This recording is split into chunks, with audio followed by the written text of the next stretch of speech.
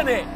And in all likelihood, it will be the last great analogue supercar we will ever see. And if it is, we can at least say we went out on a high.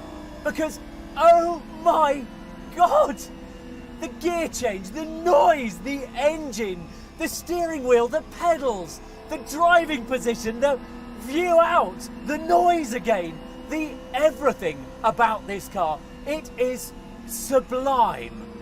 So just sit back and listen to it.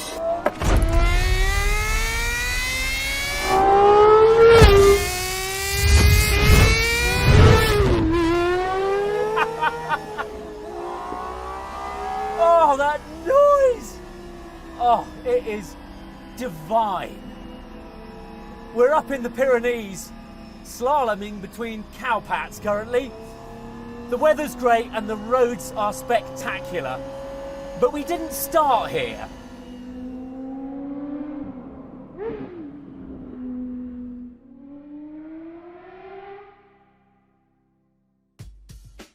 This is the actual start of our journey, the Gordon Murray Service Centre in Barcelona. And very soon I get to drive T50 for the first time. I am so excited. But first, I need to know what I'm doing.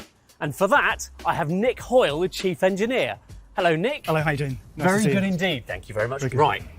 What do I need to know about your very precious and valuable Our car? fantastic PS4. Yes. Yes. So first of all, you need the key. There you go. Thank you very much indeed. That's quite light, isn't it? Yes, it is. Yes, everything about the car is super light. Right. One of our USB. Nick then proceeds to tell me everything I need to know about actually operating the T50.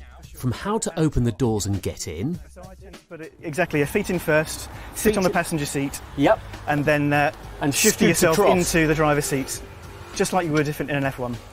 To how to use the aircon, charge my phone, where to store stuff and what the controls do, such as the 13,000 RPM rev Sometimes counter. that makes you laugh as well. Every time. It doesn't ever get old, thankfully. It's flanked by two screens, the right running the infotainment and rear camera, the left used for car information such as tyre pressure, fan speed and wing angle. As Nick puts it, All the cool geeky stuff. we also talk about the astonishing 4-litre naturally aspirated Cosworth V12. Mode. So GT mode is standard. Sport mode gives you a much more linear throttle map, and the car follows the pedal much more. So you put a bit of gas on, you get a response. Yeah. A little bit off, you get a similar response. And does That's it do the anything mode. else? Because it doesn't adjust the suspension, does it? No, it's just the throttle pedal map. Right. So you get 12,000 RPM in every both modes. You get the full crazy responsiveness of the engine, the 52,000 RPM a second. Get it. Get 52,000 RPM a second. We've measured 52,000 RPM a second. Oh my God. So other car manufacturers have suggested their engines react more quickly than any other in the world. Yeah. They don't. Ours does. 52,000 RPM a second. It's bonkers Wow. numbers, right? In essence, to get going, to drive away right now, that's all you need to know. I mean, it looks so straightforward because you just get in, you understand all the controls really quickly. Yes. Because it's simple and it's sort of understandable, and then you've just got a 6-speed H-pattern Yes. gearbox and a fly-off handbrake. A fly-off handbrake. Should have mentioned the fly-off handbrake. Yeah. Because it's really important that, for us, that this is a car that you get out what you put in. So the more time you spend with it, the more effort you put into it, the more reward you're going to get from driving it. This isn't a car where you get in and within a mile of driving down the road you think you know it. We don't want that. Yeah. We want you to learn. The message is clear. The T50 is going to take some learning. So I don't mind admitting I was feeling a bit daunted the next morning when I turned out onto the streets of Barcelona. So here we go then, equal parts trepidation and elation. I'm trying to keep the silly smile off my face. First gear change in a T50. Oh my God, that's easy. The view out is just amazing. I mean, you feel like the bonnet seems to be right on top of your toes. Your down angle is so good on it. And the sense of space, because it already feels narrow, it's just a bit of a sensory bombardment. So PS4 is not a PlayStation code, it is the final pre-series prototype before the T50 goes into production. 1 and 2 are currently doing testing, 3 was shunted into a crash structure, and 4 is what I'm driving. The last one before they start building the customer cars. I can't believe how light and tractable it feels. Oh, the engine sounds quite sort of plain and airy low down, and then you suddenly get a little bark of it starting to come in. Oh, massive speed bump. This is going to be interesting. I mean, genuinely massive. Let's try it. No issues whatsoever. Straight up and over. This is one of the things they really worked on, was not having nose lift because it adds extra weight, so you can cope with the speed bumps without any problem. That was remarkable. That was a huge speed bump, no issues at all. In traffic, this is the least intimidating hypercar supercar I've ever driven because the visibility's so good and because it feels small. It's just easy to manage, easy to place and position. It's just so easy to get moving in.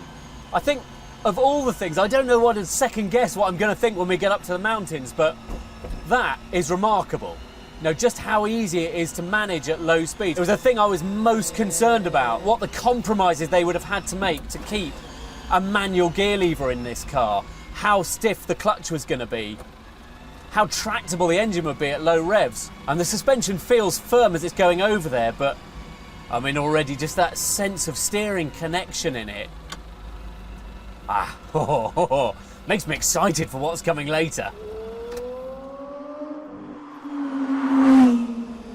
Okay, so it is goodbye Barcelona and hello motorways for the next stage of our journey, which means I can go for a top gear. There we go. 6th gear, and look how the revs die away. Oh my God, they dropped from 4,000 to under 2.5. That's amazing. It just feels like the engine's died completely. This one is fitted with that longer 6th gear, and I can't see a reason why you wouldn't want it. Ooh, first tunnel time.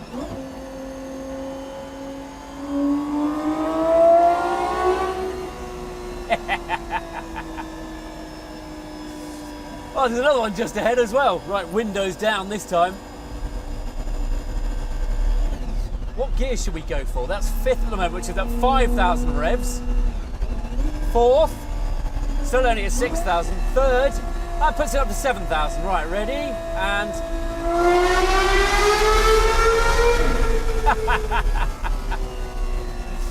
a quick flare up to 10.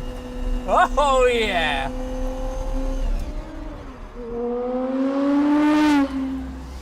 Right, got to get through a toll booth. This is the thing everyone talks to you about, isn't it?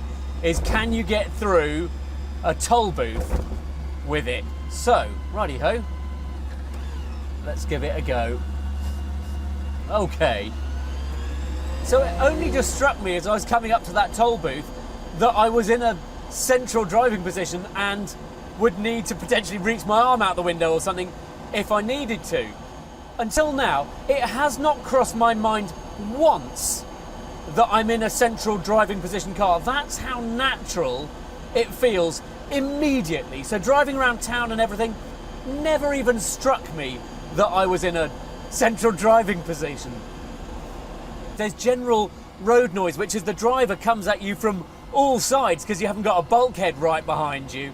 And there's ever-present engine noise as well. And when you're just cruising along like we are now, that noise is quite plain. But it's just encouragement that what the car really wants to be doing is playing around in 5th,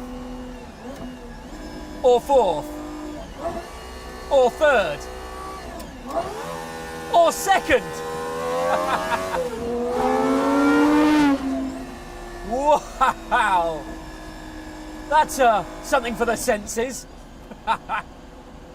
But it's a reminder that this is a sports car. It's not a GT. It's not a GT. Just that sense of weight as you push a bit of steering lock in. Ah, it's really good. Really good. You just want to find yourself want to carve some shapes with the steering for a minute. Oh, the scenery is getting good now. Happy days.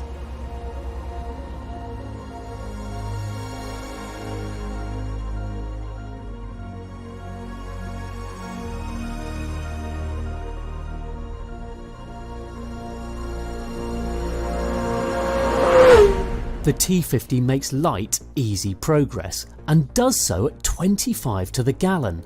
I'd have no issue seeing off a 600-mile cross-continent cruise, but right now I don't have that far to go, just a hop up into the mountains and a stop in a lay-by. Because I figured out that if Gordon had gone to that much effort with the pedals, I ought to at least try and get the most out of them.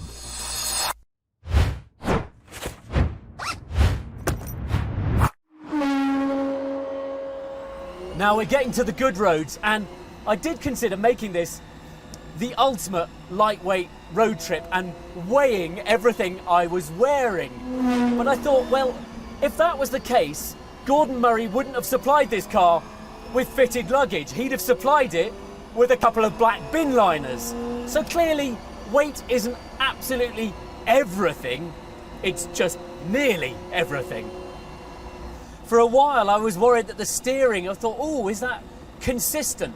Well, no, what's different is that so many other steering systems filter everything out to give you this very smooth, progressive feel. The Murray doesn't. Here, you've got real steering feel. I mean, where have you been all my life? You're back. It's wonderful. But the sensation of being in this car, the sensation of the view out from it, of this super clean dashboard is unlike anything else. Anything else. So the ride is so good.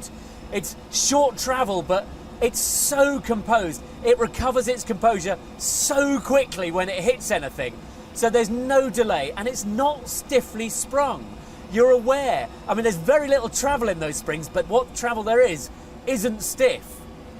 This is not a lightweight car to operate. It's a lightweight car to drive, but the operation of it, the steering, has real weight because it's unassisted.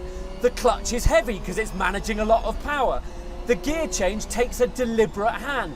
This is not a lever that you're going to flick back and forth like you're in a Civic Type R. But the reward, the satisfaction of it, comes from getting all of those things right. Because when you do, when you get it bob on, oh my God, do you know about it? Everything is fabulous. The engine loses revs so fast that keeping it on the boil between gear changes so it doesn't lose it is difficult. You have to concentrate. You have to pay attention. And the steering, around hairpins, it really weights up. You're aware of the masses. There's quite a lot of heft. Earlier, my shoulders started aching a bit. But here, once you get up into third and fourth gear sweepers, it's just divine. You have such an instinct for exactly where the car is. And even when the road is rough, you feel how it just flatters you, how it just skips and smooths along is amazing. It's just beautifully damped. And don't forget, entirely passive suspension. There is no adaptive damper within sight of this car. And the symmetry of this central seat just soothes my brain. It feels immediately wonderful to drive. It's just so biddable. There are elements of it that are like an Alpine A110R in that when you brake and turn, you're not really aware of it having to deal with any mass at all. It just seems to brake and turn in one effort. And then you just...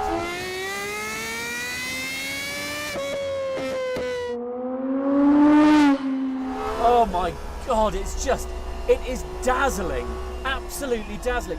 And the narrowness of it, the fact that you always have more room across the road because it's 150 millimeters narrower than most sports cars. It just makes it feel so playful, and you've got room to move. And not only have we got passive suspension and unassisted steering, there's only one choice for driver mode. You either have GT or Sport. My God, they've hit a sweet spot with it. You have to be a bit in control of yourself driving this.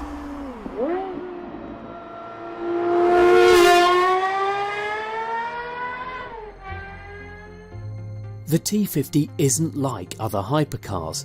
It feels and behaves more like a Lotus than a Bugatti or Pagani. It has this in common with its predecessor. Gordon Murray has made no secret of the fact the T50 copies the template of the legendary McLaren F1. It's a driver's car. It doesn't have the artistry, glamour or impact we associate with other multi-million-pound cars. Both then and now, Gordon wanted a car that broke with supercar tradition. So think of this as both tribute and replacement. Now, I don't think the T50 has quite such a strong visual identity and graphic signature as the F1, but I do like the under-the-radar subtlety of it, the fact it's not too ostentatious. Anything else I'm not too sure of? Well, I've spoken about the seat and one or two other things already. So how about the key? Yes, it's very light and it's got a little built-in Allen key here that allows you to take it apart and discover there's nothing more than a circuit board inside. But it's a bit big and chunky for a small, dainty car. However, it does allow you to do this.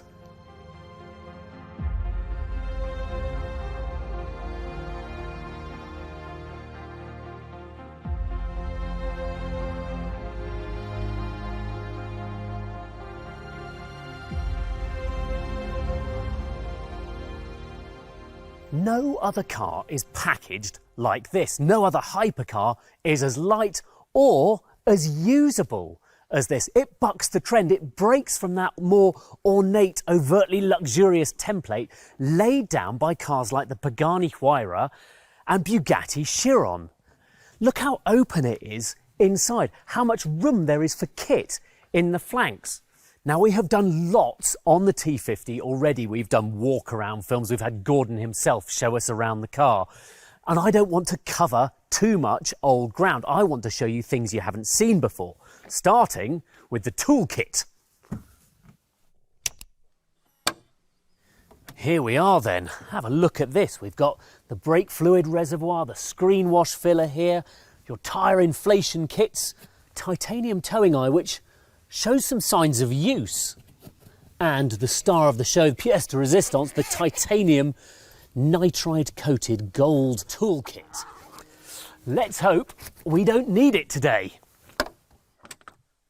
The T50 gains 28,400 revs per second, only it doesn't. That was Cosworth's initial figure. Their latest calculation is 52,000 revs per second, idle to the red line in 0.2 seconds. Here's what that sounds like.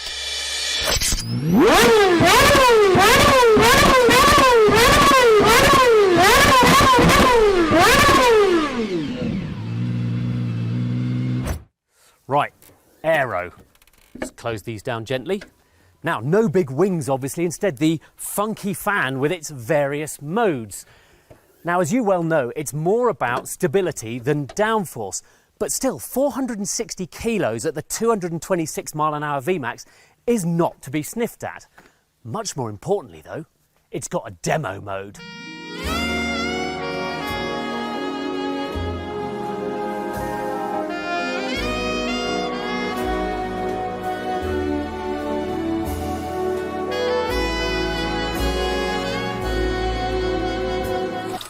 Hope you enjoyed our impromptu shampoo advert there, but I'm now going to show you the cabin because I've spent a couple of days with the car and I think I've nailed the technique for getting in and out.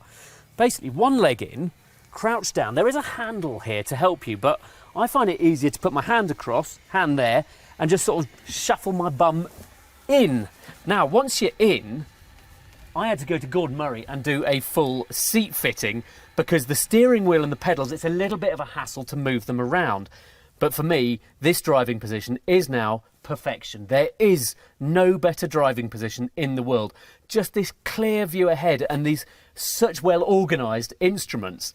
One thing I was worried about, though, is the little compartments here, because the magnets aren't very strong, and I worried they would pop open, but no issues. Nothing has come flying out yet. Down here, there's more storage and the little fly-off handbrake. With its sort of open, drilled out finish, it's just beautiful. Right, over this side, the other side of the seat, we've got the gear lever. Listen, this is all ASMR in here.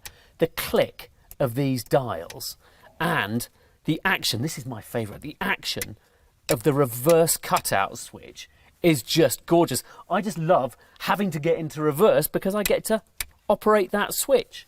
And behind it, even more important, the starter button under its cover. Now it will stay up, but it's designed for you to just slide your finger in and press it, which is what I'm going to do now. Engineering art. That's how Gordon Murray describes it. And after all, he is the Picasso of lightweighting, the Van Gogh of driver involvement, the Michelangelo of detail. But forget the daft analogies, because for me, this car is the pinnacle. Not just because it is everything I could ever want from a driver's car, but because of what it means to me personally. The F1 was the car that inspired me above all others to want to be a motoring journalist, and even now I can feel the hairs on my neck standing up, because it's to be the person charged with the responsibility of coming out and driving the T50, to be able to do it, to be able to confront it and just enjoy and relish the experience, and to discover that a generation on, Gordon Murray still knows what he's doing, and what he's created is possibly the finest sports car ever to turn a wheel. Now I could waffle on, but you don't want to hear any more from me. Shall we let the car have the final say?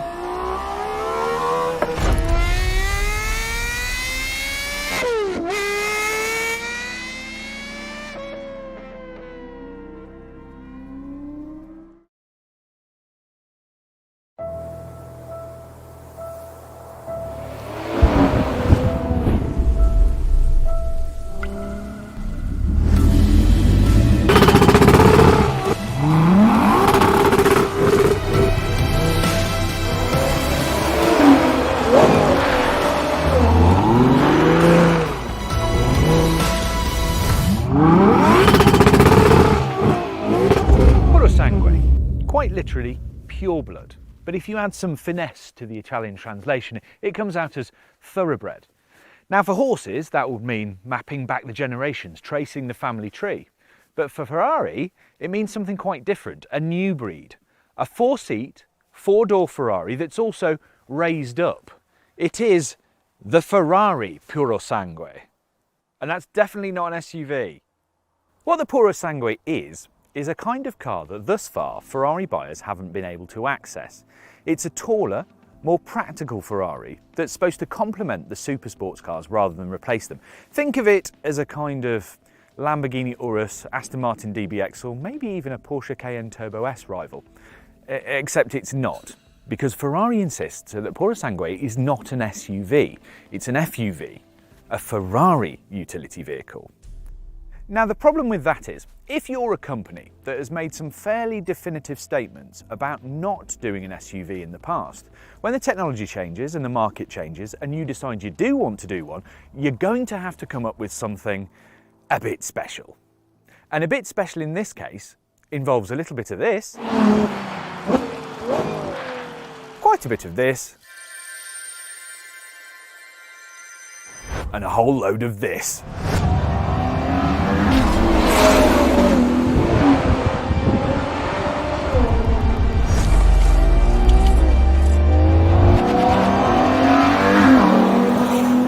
So what have we got? Well, it's actually a car that's quite a bit smaller than you think for a start, because it's just not on the same scale as an Urus or a DBX.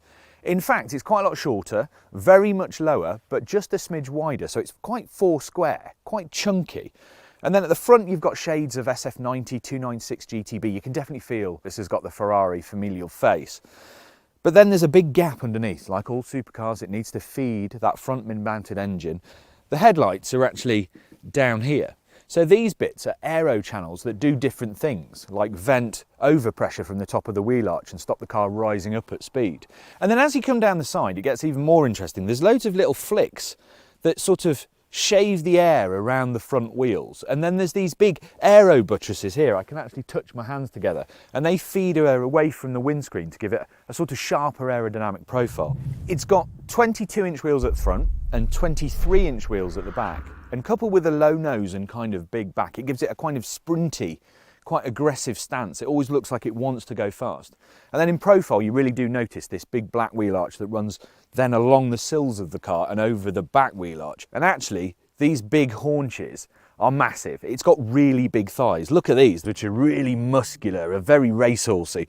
There's more aero flicks, more gap, so you see lots of little aerodynamic aids all the time. And then at the rear, again, Ferrari familiar, so you get shades of SF90, 296 GTB, that sort of stuff. There's a little spoiler up here, which is interesting, because if you look underneath it, the spoiler has little under spoilers. Now they're supposed to accelerate the air over the rear windscreen and keep it clean because it hasn't got a rear windscreen wiper. In my experience, in the conditions that we've been having here this week, doesn't work. But apart from that, I think it's actually quite nice at the rear. Is it successful overall? Well, I have to say that I'm still getting used to it. When I first saw it, I thought it was quite complex. I thought there were a lot of shapes and a lot of things going on. But when I've seen it out in the wild, driving down a road, I think it gets prettier the more you get used to it. It's also a bit different on the inside to anything we've seen before from the Italian brand. For a start, there are 4 seats and 4 doors. Front doors like this, rear doors like this.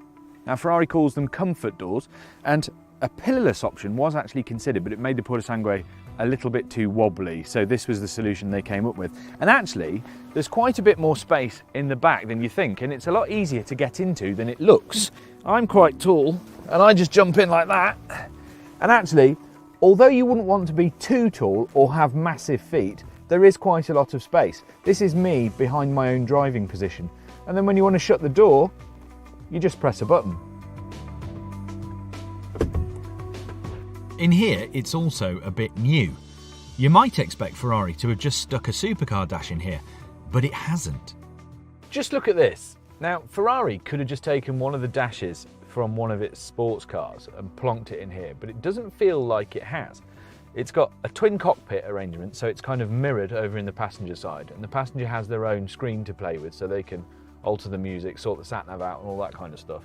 And then in front of the driver, you have a very complicated wheel with lots of haptic buttons on, including the Manettino, which changes all the suspension settings.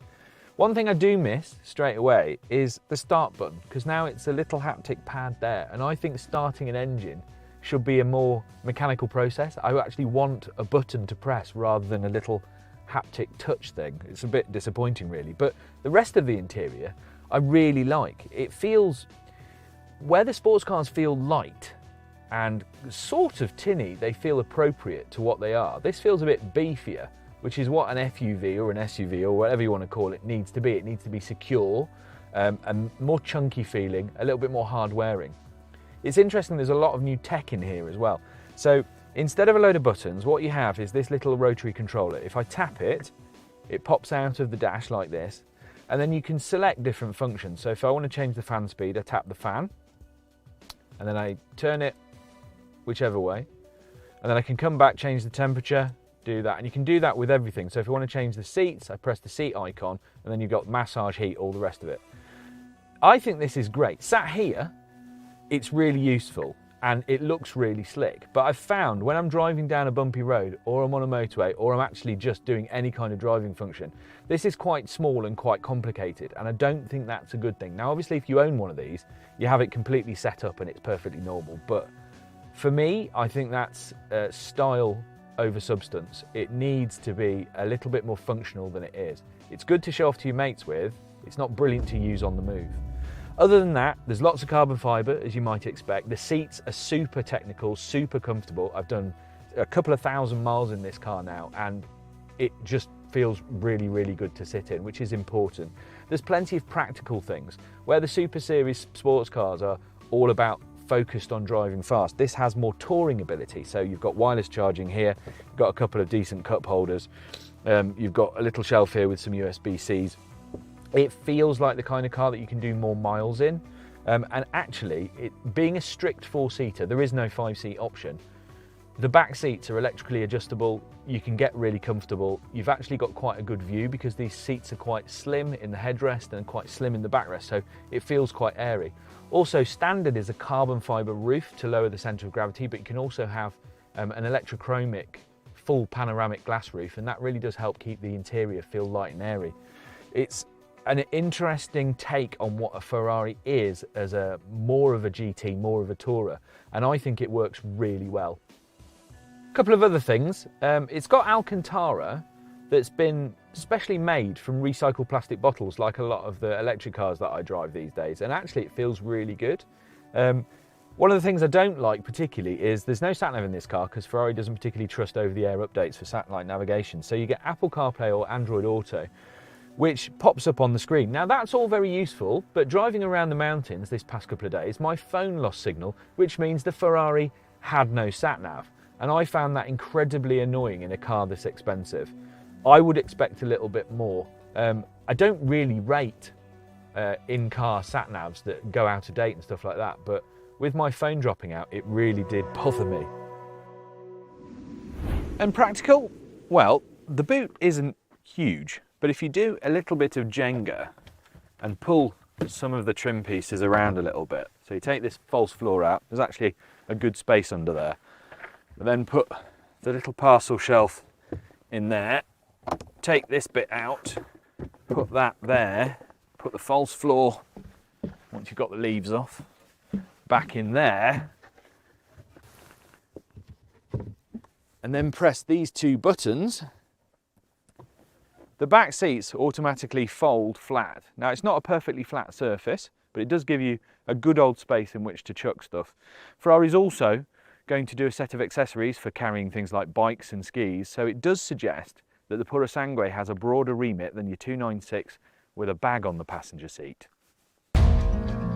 But the main event for the Purosangue has to be the fact that it remains resolutely analogue in the engine department. There's no hybrid, there's no electricity apart from the 48-volt system that supports the active dampers. This is pure, unadulterated, naturally aspirated V12 power. And it is glorious. Of course, we know this engine. 6.5 litres, 12 cylinders, 715 brake horsepower at 7,750 RPM. And it's also got 528 pounds-feet of torque. But it's worth noting that 80% of that torque is ready to go at 2,100 RPM, so it never feels short of grunt. And lots has changed. The cylinder head is nicked from the 812 Competizione, and there are new valves, conrods, and a naughty new exhaust.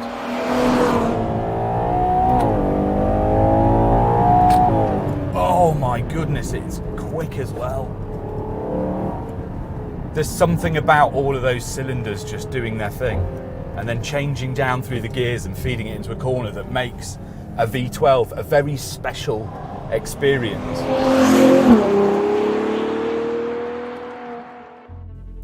Really send it, and you're looking at hitting 62 miles an hour from rest in 3.3 seconds, and up to 193 miles an hour top speed, so it is not going to get embarrassed by much short of a proper supercar. And that's not bad when you consider it weighs just under 2.2 tonnes.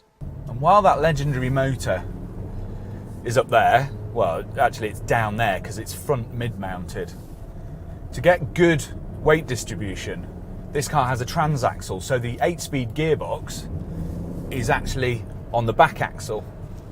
Now, the interesting thing there is this car is 4-wheel drive, so to get that, it has a power takeoff on the front axle, which is basically a feed directly from the engine with 2 clutches, one for each front wheel.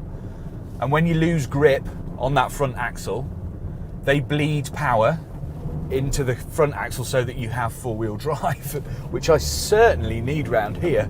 My goodness, it's so slippy, and yet the Purosangue has the kind of body control because of the active suspension that you get on much smaller, lower cars. You know, this thing is not fazed by a change of direction. There are similar gear ratios to the SF90 Stradale, so it always feels ready to go.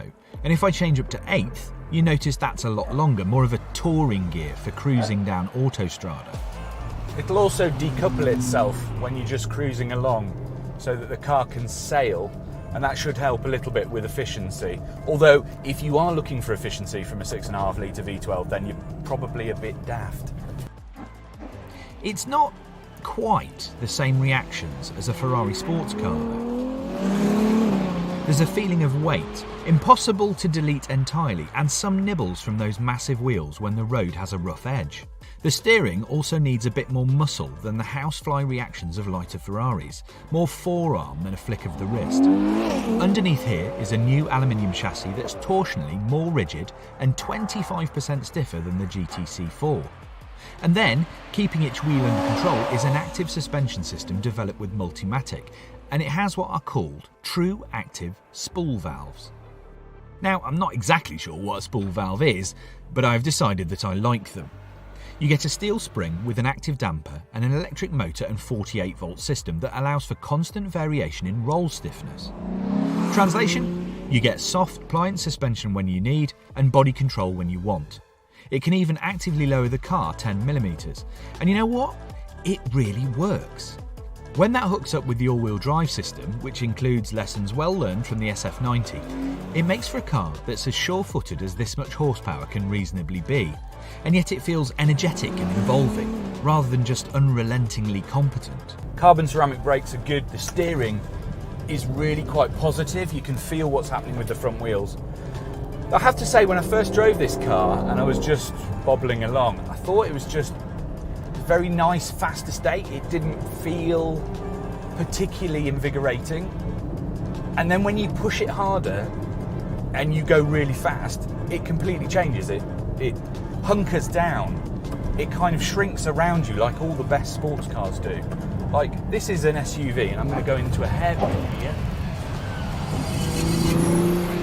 And it's fine. Now that's not bad, because this thing weighs 2.2 tons. You know, it's got the handling chops. It controls its weight. Just feels like everything is working in harmony, and it handles big bumps really well as well. Interestingly, where all the other fast big things that other manufacturers produce always feel like very fast SUVs, the Purosangue doesn't feel related to something else. It really does feel like its own thing, which is exactly what the company was hoping to achieve. There's also four-wheel steer for added agility in the underground parking garages of upscale hotels. And while Ferrari doesn't say this is a car that can go off-road, there is hill descent control, and you can order an electronic lift ability. But you'd never take one off-road to test the all-wheel drive anyway. Well, not in mud. This car has 49 to 51 weight distribution front to back, and it makes the car feel like it pivots right here in the middle. And the four-wheel drive feels seamless and pretty easy to navigate. This is slippery. It would show up any inconsistencies. It's also really, really good fun.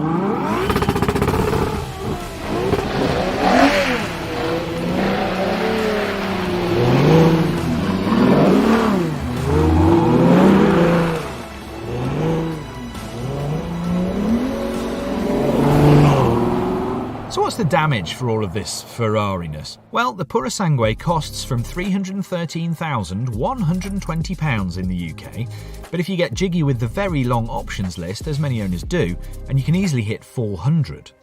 You know those carbon fibre wheel arches we mentioned at the start? They're £5,342. Carbon rear diffuser? £7 and a bit grand. The panoramic roof that helps lighten the interior costs roughly the same as a brand new Dacia Duster at £12.5 grand. Special paint is £22.5. And the design spec is over £57,500.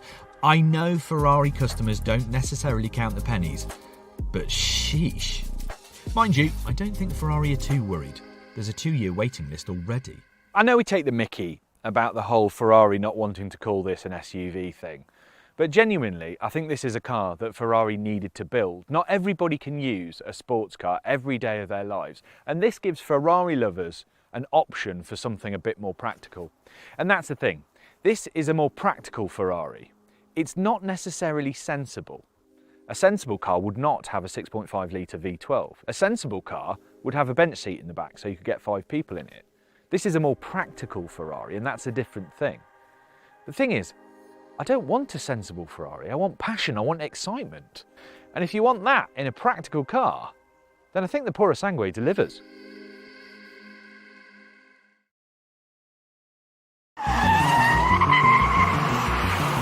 Fernando Alonso's qualifying time at this year's Monaco Grand Prix was 71.449 seconds.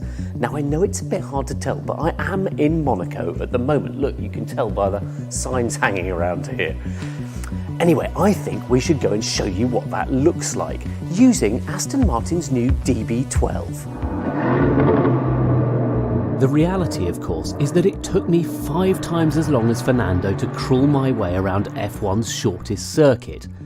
But as experiences go, it's right up there. And let's face it, knocking around cities such as Monaco is as much a key performance metric for the DB12 as it is for the AMR 23.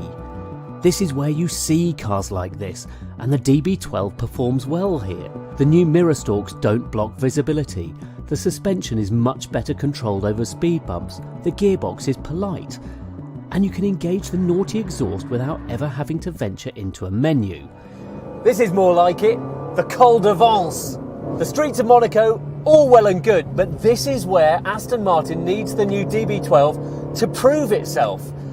Prove itself what exactly? That's the question. Aston Martin says this is no longer a Grand Tourer, but a Super Tourer, halfway to being a supercar, a more dynamic, assertive, aggressive car. The sort of car that is designed to perform on roads like the Col de Vence, not just the big motorways getting down here. It's a route others have taken, most notably Ferrari and Porsche with the Roma and the 911 Turbo, but also the McLaren GT, although that is a GT in name only. But the trouble is they all have pedigree building supercars. Aston Martin doesn't particularly. So let's talk about what's been done to the DB11 and what difference that has made. Powertrain first. As you might be able to hear, it's no longer a V12 beating away up there, but the twin-turbo V8 that was already fitted to the DB11. However, it has had a significant power upgrade. Not, as you might have thought, from hybrid or electric assistance, but just the old good mechanical route of bigger turbos and lots of other bits of changes. The end result is 670 horsepower, which is a proper supercar figure. And here's what difference that has made.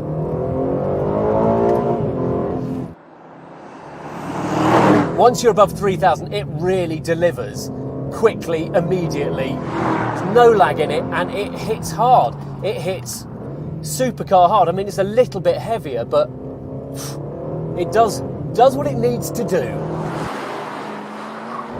The gearbox is the same 8-speed automatic, but with shorter final drive and new ratios to give it better intermediate sprinting. The claim is that over half a second has been taken off the 0 to 60, which is now at 3.6 seconds.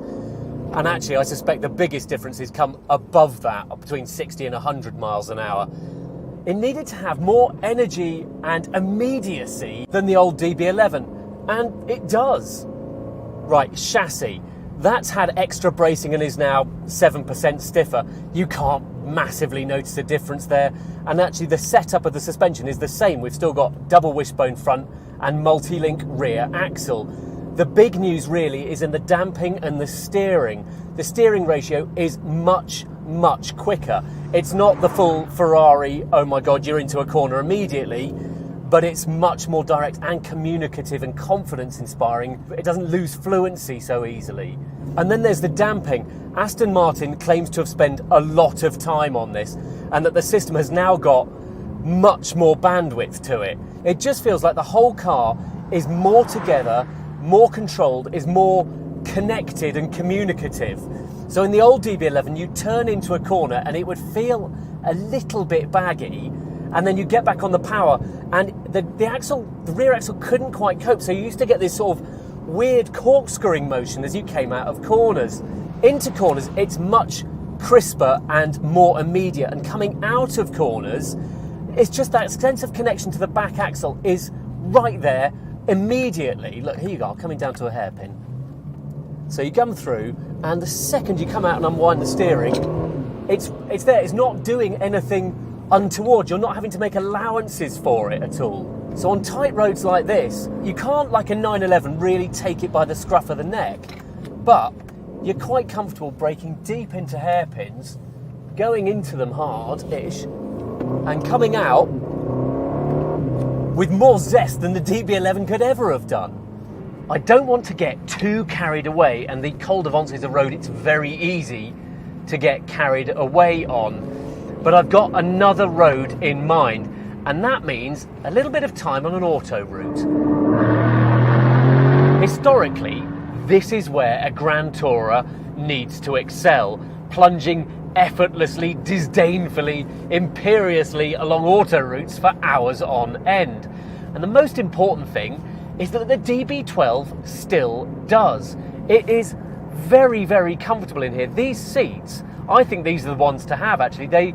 They're supportive enough when you need them to be, but the rest of the time they're just cozy. You sort of sink into them, they wrap round you nicely. The driving position is just easy, and there's places to rest your elbows and silly stuff like that, and it just hums and purrs along at 70, 80 miles an hour, pulling, where are we, 1800 revs. One of the DB11's weaknesses was tyre noise, and this runs on 325 rears. They're really big, but the new Michelin PS5S actually has foam inserts that claim to reduce noise by 20%. And to be fair, I think this is really, really acceptable. It is not noisy in here at all. It's so easy to carry out a conversation. And also, one of the other things that undid the DB11 slightly was its suspension. Because it was quite soft, it would occasionally get just a little bit wallowy. It wasn't quite well enough supported. And the DB12 has corrected that. It now just feels confidence inspiring. It just nails straight and true. You just sail along very easily. And it's easy to interact with in here. You've got the rotary controls and things for the heating, and the buttons here, you can find them easily. You're not constantly having to go into menus. So I've just got it in GT mode, and motorways are dismissed in an easy purr.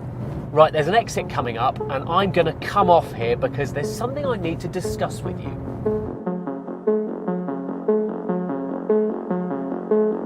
So yes, the DB12 handles motorways very well indeed. The trouble is that the game has changed.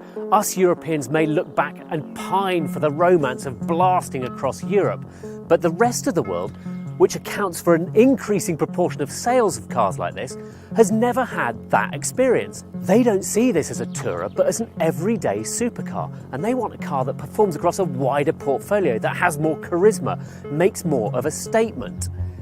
The market has changed, and Aston has been forced to change with it. After all, look at the rivals. Sure, the Bentley Conti GT still ploughs the GT furrow, but the latest Porsche 911 Turbo is a harder, fiercer nut than before. And the Ferrari Roma is hyperactive and over-caffeinated. If you want a Grand Tourer, relax. These companies all still build them, only they're called SUVs. And there's definitely room for Aston Martin in that bunch of rivals. It's got the brand identity, that's never been in doubt. And visually, it's now a much stronger car. I think in terms of proportions and lines, it's still quite classic, arguably too similar to the DB11. But the details are better. If you look at the vents over the front arches and just the stance of it, it's a more aggressive, assertive car than before. So let's go and chuck it about a bit. It's genuinely quick. I don't know what the claims against the DBS, but it's ballpark that sort of speed. It's proper speed. These are the carbon ceramic brakes, and I'd like a little bit more feel from them, and also I'd like the gearbox to be a bit snappier on downshifts, and occasionally the body control just gets fractionally caught out. Yeah, the brakes are running a little bit long now, but it's the traction and the way out the corner and the confidence which just feels a new level for a DB12, for a DB car. Right, we're now in Sport Plus mode. It immediately feels more aggressive actually. We've just taken the dampers up one notch. It's even more incisive than it was, and actually I've got better feel for the back axle now. And even more noise, and I think this is a sort of new noise. It doesn't sound like a Mercedes V8 to me. It sounds like Aston. It's got that sort of edge of culture to it. Yeah, It charges on well. OK, so what conclusions can we draw here? Is this a matter of incremental gains, or is the DB12 fundamentally different and improved? Aston claims it's the most complete and accomplished DB model in the firm's history. Put simply, no series production Aston Martin has dedicated itself so completely to setting new dynamic benchmarks.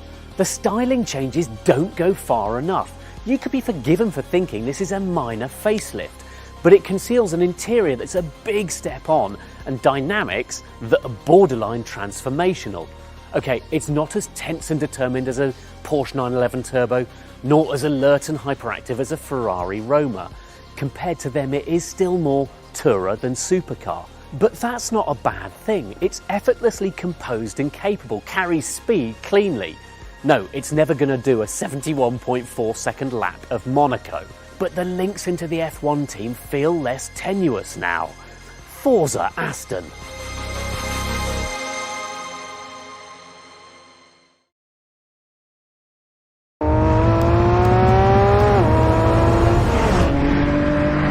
This is the Revuelto, the successor to the Aventador and the Murcielago, Diablo, Countach and Miura before that. There was of course the limited run Xi'an back in 2021 with its fancy supercapacitor, but this is the first series production electrically assisted Lambo.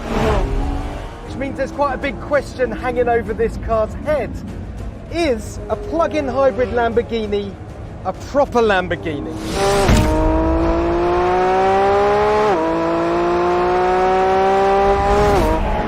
There's your answer. And by the way, that's a big fat yes.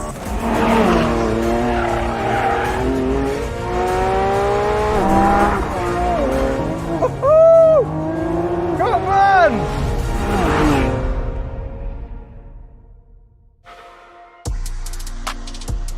We've already shot a walk around video of this car, link above, which contains all the technical details you need and a fair few you don't, so I won't drown you in numbers, but let's recap on the headlines. A tiddly 3.8 kWh battery lets you drive in pure EV mode for around 6 to 8 miles, but call on the full force of 2 electric motors on the front axle, a third nestled between the engine and gearbox, and the 6.5 litre naturally aspirated V12, and you have 1001 brake horsepower at your disposal. Enough for 0 to 62 miles an hour in 2.5 seconds, 0 to 124 in 7, a top speed of over 218 miles an hour, and a hefty price tag of £450,000 before options. Hypercar numbers then for a high-end supercar price.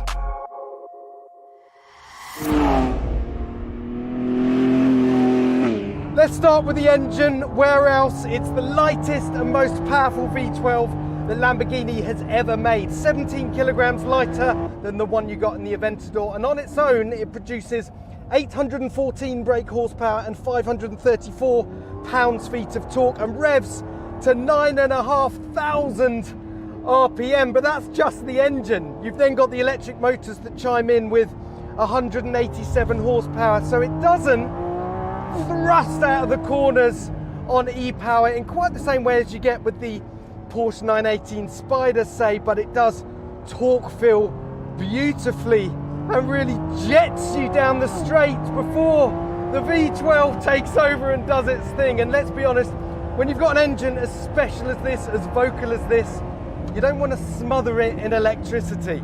The e-motors never do anything other than play second fiddle to the star of the show. And then there's the part that makes the really big difference, the gearbox. So gone is that horrible old ISR single clutch gearbox you got on the Aventador, replaced with a proper all-new 8-speed twin clutch gearbox, and surprise, surprise, it works fantastically. You can ping down the gears and up the gears and it doesn't get in your way. You don't have to drive around it. About bloody time! The lithium-ion battery, which can be charged from a 7 kWh plug in just 30 minutes or via regen from all 3 motors and the engine in just 6 minutes, is mounted down the spine of the car. So to accommodate it, the V12 had to be rotated through 180 degrees and the gearbox mounted at the back. transversely. It's both lighter and faster than the 7-speed transmission in the Huracán and has an extra gear because reverse is taken care of by the rear E-motor. All this rearrangement means occupants now have 84mm more cabin length to play with, more headroom and a decent sized frunk, making this a far more practical car than the Ferrari SF90.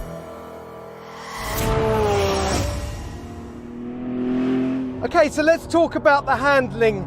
Let's face it, the Aventador was dripping in character, but was a little bit crude. It was a force of nature, but never really very fleet of foot. This changes everything. So the Aventador was pretty tricky on the limit. This, way more controllable and capable, and that's despite the fact that this steering rack is 10% faster. So let's just describe what happens in the corners. You squeeze the throttle and straight away you can feel the E-power on the front axle pulling you out of the corner, trimming your line, deleting any understeer and then whooshing you down the straight. But really, you're just biding time until that hulking great V12 takes over. I tell you what, there's a refinement to this car that I just haven't seen before from a Lamborghini. There's smoothness to the suspension, all the components work together harmoniously. It's the closest Lamborghini have got to matching Ferrari's dynamics.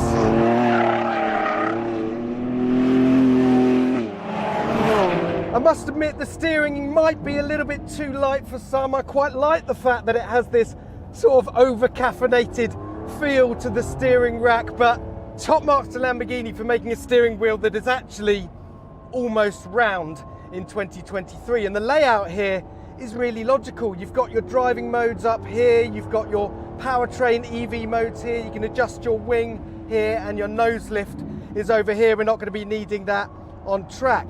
And then we get to the brakes. So normally with electric cars and hybrid cars that use regen, well, there's a bit of a problem because there's a point where your initial deceleration is from the regen and then you get physical calipers on discs, and that handover point is quite tricky to manage. And I have to say, well, I haven't noticed the handover so far. Lamborghini's done a fantastic job.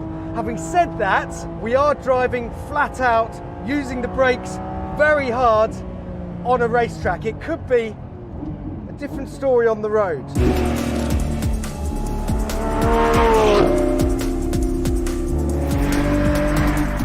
The Revuelto is built around a mono fuselage, a carbon tub that's 10% lighter than the Aventador's yet 25% stiffer. For packaging reasons, gone is the beautiful pushrod suspension from the Aventador, replaced with dual wishbones, upright spring mounts and adjustable dampers. Brakes are carbon ceramic with 10 piston front calipers grabbing 410mm discs and 4 piston rear calipers on 390mm discs. Plus, there's regenerative braking, rear wheel steering and torque vectoring on top. The aero improvements include an active rear wing, with the headlines being a 61% improvement in drag efficiency over the Aventador and 70% more downforce.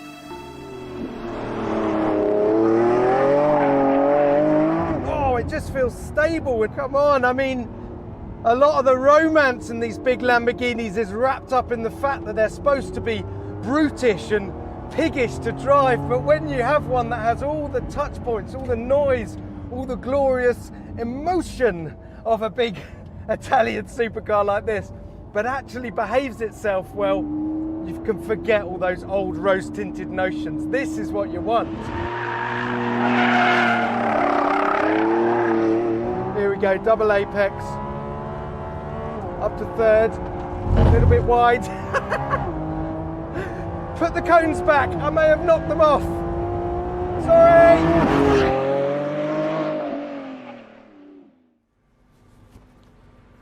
Right, so what about this interior? What can I tell you? Well, let's start with the seats, because normally Lamborghini seats are completely tortuous. These ones aren't quite so bad. They're quite squishy in the middle, they're quite wide, they're not too heavily bolstered.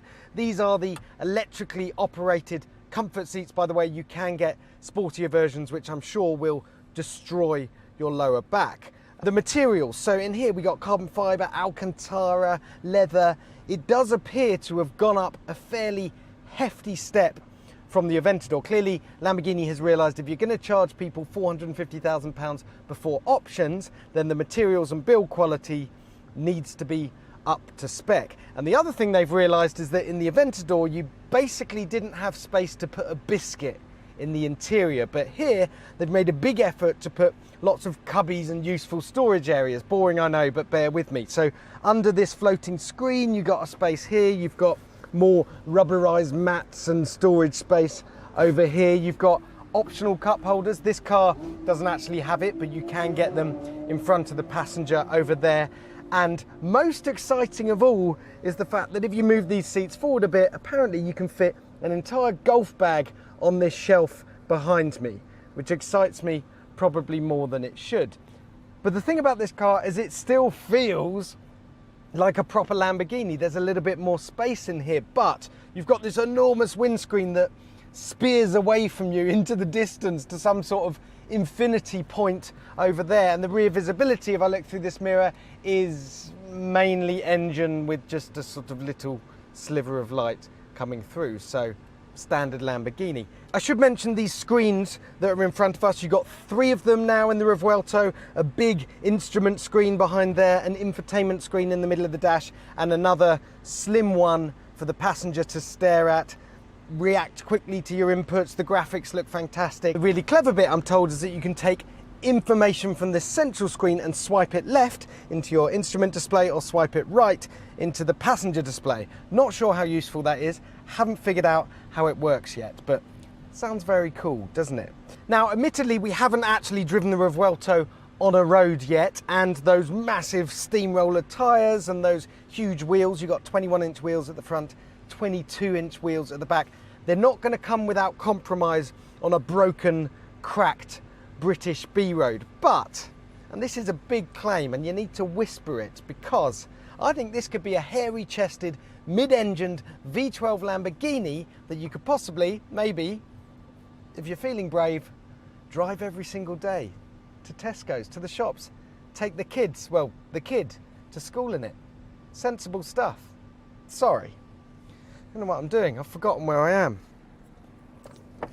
I'm at a racetrack. I need to get back on it.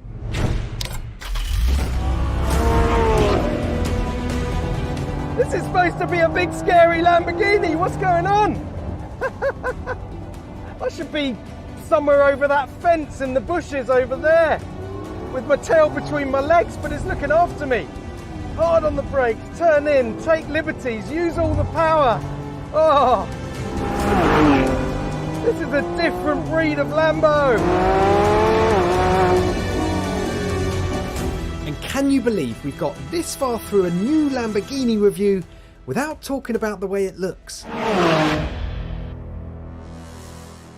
To be fair, it's not that radically different from the Aventador, is it? It's still very, very low, very, very wide, and has a very, very angry face. My personal favourite bits, though, are all round the back of the car, which is where you're going to find these flying buttresses, the exposed V12 engine surrounded by vents. You've got the movable rear wing and those 2 high-set exhausts. It's all textbook Lamborghini, but as we all know, this is merely the Revuelto's opening gambit. It's a car that's going to be on sale for the next 10, 11, even 12 years, over which time we're going to get ever more aggressive variants. It's going to sprout wings. Who knows? We might even one day see a jacked up Sterrato version of the Revuelto.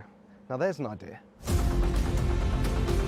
So for once, the story here isn't that Lamborghini has just designed the most bonkers looking car possible, plumbed in the loudest and most powerful engine, and then shrugged when it came to handling dynamics. They've built a genuinely handsome supercar slash hypercar with proper polish and handling finesse, but it's still got the Lamborghini DNA, it's still got the noise, it's still got the drama. This car is proof then that electric, it doesn't need to kill the good time vibes, it can actually enhance them.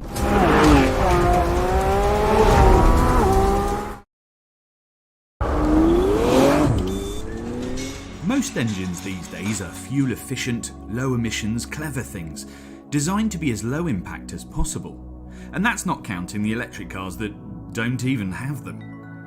It's a philosophy that's shot through the entire motoring industry, and with good reason. Even Bentley has hybrids, and Bentley is a last bastion of hard-drinking petrol engines.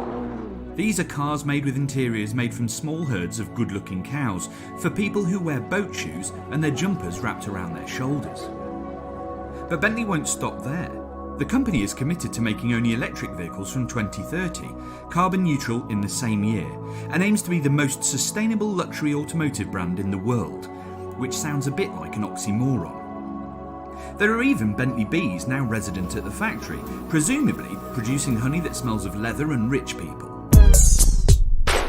This, however, is the Bentley Batur, and it does not care about bees. This is the most expensive, most powerful production Bentley ever made. Probably the last outing for the famous bi-turbo 6-litre W12 engine that first appeared nearly 2 decades ago. This time with 730 brake horsepower and 737 pounds-feet of torque. Which is quite a lot. You think I'm joking? Well, I was driving up this small volcano here in Tenerife, and a few minutes ago I could have sworn that it was erupting, and then I revved the Batur for a little while and it sucked all of the oxygen out of the atmosphere and put it out. This car at full chat will ingest over a ton of air per hour, and air is notoriously light. That's a lot of air. It costs a cool £1.6 million, is pretty much bespoke, and that's before you get into the customisation options that will make a billionaire cough. Best not prang it then. Whoa, hang on a minute. You see, the thing is, the Batur is quite obviously based on a Bentley Continental GT. So a Conti W12 that costs 1.6 million quid for a scowly face and a bit of a power bump is quite frankly stupid. The fastest Conti, a 650 brake horsepower W12 Speed, now in its final phase of build, would cost about £230,000. So what are you actually getting for nearly 7 times the price? Well, for a start, this isn't technically a Bentley Batur. It's a very limited edition Bentley Batur by Mulliner, which means it vibes around the old Bentley tradition of coach building, or bespoke bodies dropped onto more familiar bones. It's the successor to the Barchetta Bacalar, and like that car, it's named after a body of water, in this case Lake Batur in Bali. But this time it's a 2-seat coupe, with carbon fibre bodywork, which makes sense. Underneath, this is basically a Continental W12 Speed, albeit it's got more power, more torque, more of everything. It's got this 8-speed box with paddles, full air suspension, and you obviously get this mode control rotary dial here, which goes from Sport, Bentley, Comfort and Custom, and that alters things like the suspension settings, the exhaust valves, the throttle response, the steering, that sort of stuff, all the usual thing. And then there's electric anti-roll control. That's a 48-volt system which keeps the car very, very flat no matter how hard you're cornering. It's got an E-diff, it's got 4-wheel steering. It's basically Bentley taking its entire inventory of good stuff and dumping them into the Batur. And you know what? All of that just conspires to make this car feel a lot lighter and more nimble than it actually is. It's a very heavy car. It's well over 2 tons. In fact, when you really get going, it just headbutts the horizon, and then it'll carve around a corner like a leather-lined bobsleigh. It's absolutely spectacular. It really shouldn't do the things it does. Is it pretty? Well, that's subjective, so I'll leave that up to you. But what it is in the metal is actually conservatively jaw-dropping. This is apparently the design direction for all upcoming Bentleys, including the electrified ones. And actually, it's a conservative look, but when you stand next to it, it's actually really pretty. Now, there's lots of subtle stuff. Like I said, this has got carbon fibre bodywork, so it allowed Bentley to be a bit more creative with the shapes and the surfacing. And actually, I just think it looks a little bit less fat than normal Conti. It's got sharper edges, it's got slimmer openings for the headlights and the taillights, a more upright grille. And then everything's just a little bit leaner, a little bit tighter and more focused. And then there's this spine that starts here right over the headlight and comes all the way down the side of the car, over the 22-inch wheel, and runs basically the length of the car and into this massively pumped up haunch. Now Bentley calls it resting beast stance. So it's supposed to offer potency without being aggressive. It's supposed to just look super muscular. And then as it flows round the back, you see again, really slim tail lights. And then it's got like a trompe-l'oeil effect because the bottom half of the bumper is actually dark. And then down there is titanium exhaust finishes, for real. The weird thing about this car is it kind of looks what a Conti GT would look like from a science fiction movie in 2035, which is kind of what it is when you think about it. But the rest of it is actually quite recognisably a Bentley Continental GT. This is all very interesting. There's a steering wheel and a screen and a gold effect starter button surround on some of the cars. Although it's not gold effect, it's actual 18 karat gold. These ones here are titanium. Some of this dash is 3D printed for full custom spec. There's a sound wave that you can have laser etched on the glove box top, and you can have Mulliner make your Batur as individual as your fingerprints. Although I'm sure the taste police might get involved if you go properly mental. Now in some of these cars there are weird options, like you can have a composite material that's basically made from flax. Yes, that is carbon fibre made out of weeds. There's leather that is made out of very special recycled materials. There's carpets that are made out of recycled plastics. You can even have certain materials that are made from this byproducts of coffee roasting, though I have to say it does smell completely normal in here. It's got that kind of psychic weight of rich. Like I almost feel Porsche just sitting in it. And one of the best things about this car, that it does have a stereo system by Name Audio that weighs in as an option at £50,000. Now you probably think that's a stupid amount of money for a stereo, but when you listen to it, it is absolutely bonkers. But it actually has bass actuators in the seat that shake the seats, and it is stunning. It's like living in your own cinematic experience. It's one of the best in-car stereos I think I've heard. In fact, it's one of the best stereos I've heard anywhere, and it's probably worth the price of the car plus that 50 grand. I mean, if you're spending 1.6 million, it probably doesn't matter, does it? But all of that is a mumbled apology to the environment before full electric comes out. Because the Batur's party trick lives under the bonnet, and it's about as sustainable as global thermonuclear war. So what's it actually like to drive? Well, brawny is one word, insistent is another, bloody hell are two more. Do you know when you're on a holiday aeroplane and the pilot, he puts the engines on full thrust and the whole thing just keeps accelerating? It doesn't jerk you so much as this big hand that pushes you back in the seat. That's what the Batur feels like. One of the reasons for that is that this car actually makes its maximum torque from very low for a long time. So it makes maximum torque from 1,750 RPM to 5,000. So it just makes it feel incredibly linear. Now that's thanks to new turbos, it's got better breathing, both in and out, 30% bigger intakes, and then a different Akrapovic exhaust and better charge cooling, so it's a more efficient engine with more power. We reckon this is probably accelerating from rest to 62 miles an hour in about 3.4 seconds, and it does a more than 210 miles an hour top end, so it is not a slow thing. The steering, it has to be said, even if you put it in the different modes, is a little bit light for my taste, but it is incredibly accurate. You can really point the car where you want it, and the suspension can be switched from being very, very soft and accommodating to something that's a lot tighter. It's never a hard car, that's not what this car's about, but it is accurate, which is basically all you need. And the carbon ceramic brake, oh, they work. They basically don't stop the car as just arrest the world underneath you. I know it makes the tyres squeal and all that kind of stuff, but this car stops better than probably anything short of a Porsche GT2 RS. It's properly stunning. I love electric cars, but if ever you wanted a real example of why pure electric motivation will never hit the spot for petrol heads, then this is the kind of car that proves the point. It's got character, it's got vibes, it makes noise, it does all of those things. Electric might be brilliant, but petrol still has a few tricks up its sleeve. And yet the Batur is basically just completely unjustifiable.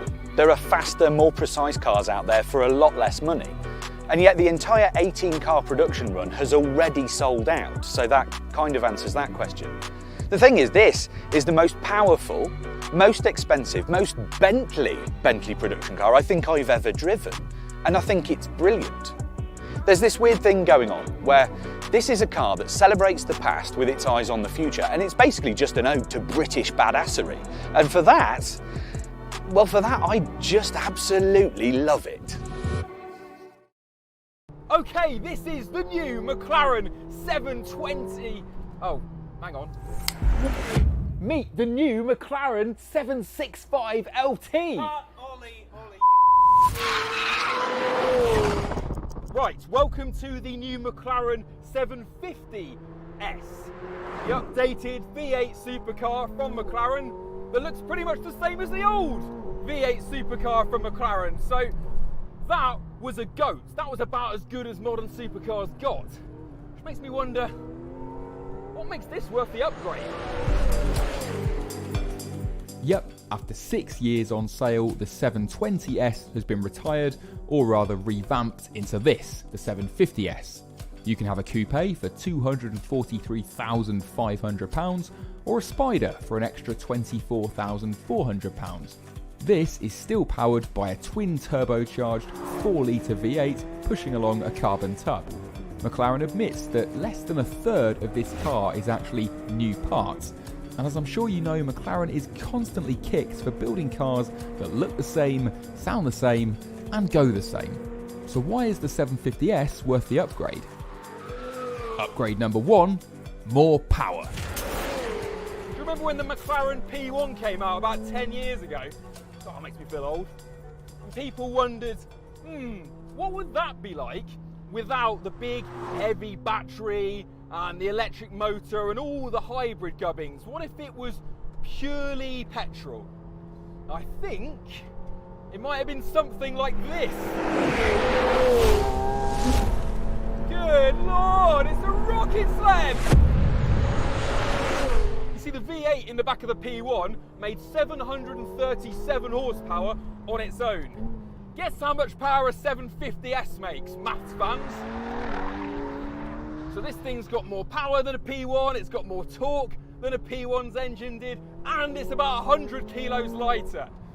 So what they've done for the 750 is take what was already a deliriously, stupidly fast car and rub, I don't know, nitro-methanol chili powder on its bum crack.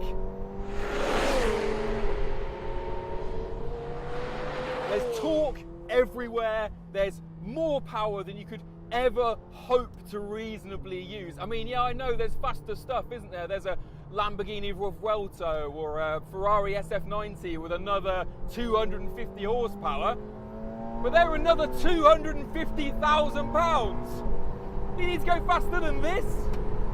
230, 240, 250, 260, 270. It's an unstoppable force. Actually, it is stoppable because the brakes are absolutely wild.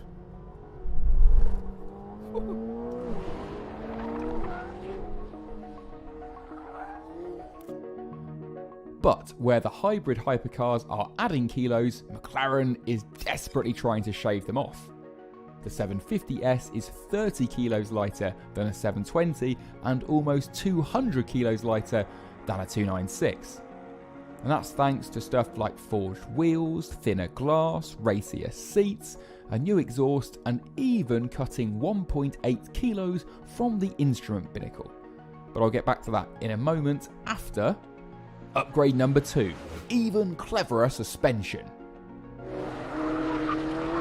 Yes, McLaren has potentially dabbled with perfection here because they've retuned the suspension, not just to make the components themselves lighter, but this is softer at the front and a little bit stiffer at the rear, and that supposedly makes it more comfortable and compliant on the road.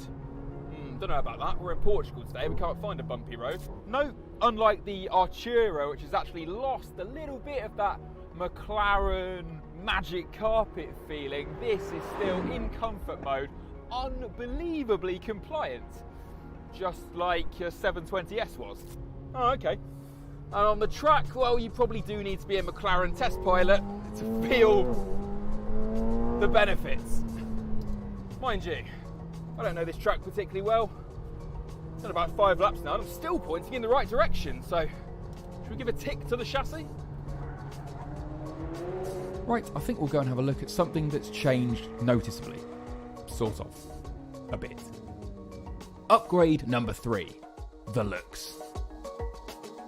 Okay, before it rains and this fills up with water, let me show you everything McLaren says is different about the outside of a 750S, and you can see if you think it's worth being called a whole new car. So, bigger front splitter and body-coloured mouth section, which used to be grey on the 720. New Artura style vents here, new lighter alloy wheels, new badge, says 750S. Would have been embarrassing if they'd left the old one on. Down here, this intake, it was always there, but it's now bigger because the more powerful engine needs a bit more cooling, and well, that's why there's loads more holes in the back of it. That's what you get if you buy a 750S, you get more holes in the car. There's loads more mesh round here, mesh there, mesh around the back. You've got holes, well, extractor vents I should say, in the rear wheel arch, and the exhaust is a channel tunnel inspired by the back of the P1. And that's the noise it makes.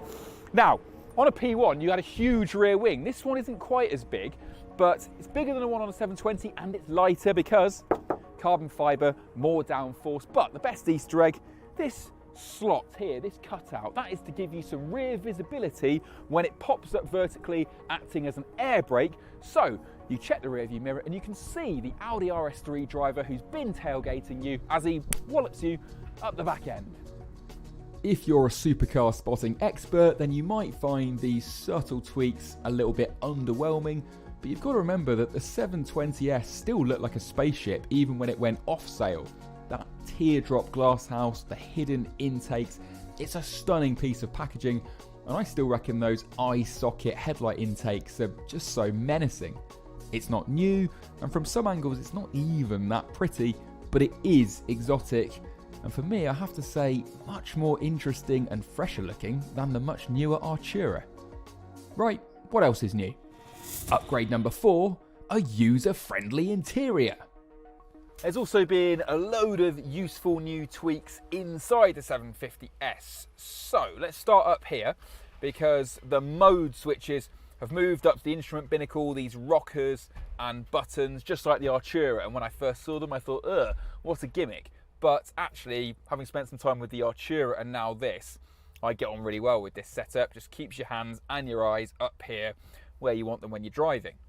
It does mean though that because this is all fixed up here, the 750S has lost one of the 720's little Easter eggs. Do you remember how the screen here used to fold down when you selected track mode and just showed you the rev counter and the speed? Well, that's gone, but McLaren say don't worry because that has saved some weight, their favourite thing, and because this isn't all motorised and hinged, it's more refined. Basically, it rattles less. Next, the touchscreen is a big improvement because it is so much more responsive, and you at last get Apple CarPlay, though no Android Auto, I'm afraid, Samsung people. It's getting there. It's finally getting to the point where a McLaren has a touchscreen inside it that you might want to use. There are still some problems though, like the cup holder's quite tight, and this armrest is incredibly difficult to open, and it reveals a hole that isn't quite big enough for your iPhone, which is a bit annoying now there's a point to plugging it in. Lastly, you see this little guy here, the Speedy Kiwi? That's basically a nod to McLaren's New Zealander heritage, but it's basically an individual mode. It's what a McLaren's never quite had. You've always had to go into the active panel and then turn your comfort and your sport and your powertrain and your track and your handling. It's all been quite complicated, as you can tell. Now you just set everything as you want it, you press and hold Mr. Kiwi and he saves your settings for when you're on your favourite road or your favourite racetrack. Right, let's go and make some noise. Upgrade number 5. A more exciting noise? Well, the exhaust is 2.2 kilos lighter than a 720S pipe, and it has been meticulously tuned to give you the right frequencies and none of the wrong ones, apparently. I'm not enough of an audiophile to understand why, but I just know that it's now one big pipe rather than 2 smaller ones, and they reckon it's less droney on the motorway, and it really rewards you for chasing that 8,500 RPM red line. And as you might have heard on the track earlier, it is a little bit crisper, and give it some revs. Ultimately, this engine's emotional state is more about fury than passion. It's more of a kind of bwah than a la. But do we mind about that? Are we surprised? I mean, to me, any flat plane crank V8 with twin turbos isn't that musical. It doesn't matter if you're on a Ferrari F8 or a Mercedes AMG Black Series. None of them are that operatic to listen to. Upgrade number 6. Being less annoying to own. So actually, it's all the tiny little detail tweaks in here that are going to be the 750S's biggest selling point. I mean, the touchscreen reacts so much faster. I plugged in CarPlay earlier on my phone and it worked. Unbelievable scenes in a McLaren. They've also fitted a new aerial, so you stand a fighting chance of getting some digital aerial signal now and again. There's a new Bluetooth module, so when your mates ring you, they won't phone the emergency services, presuming that you must have fallen down a mine shaft. And the hi-fi has been upgraded, so your music will sound better.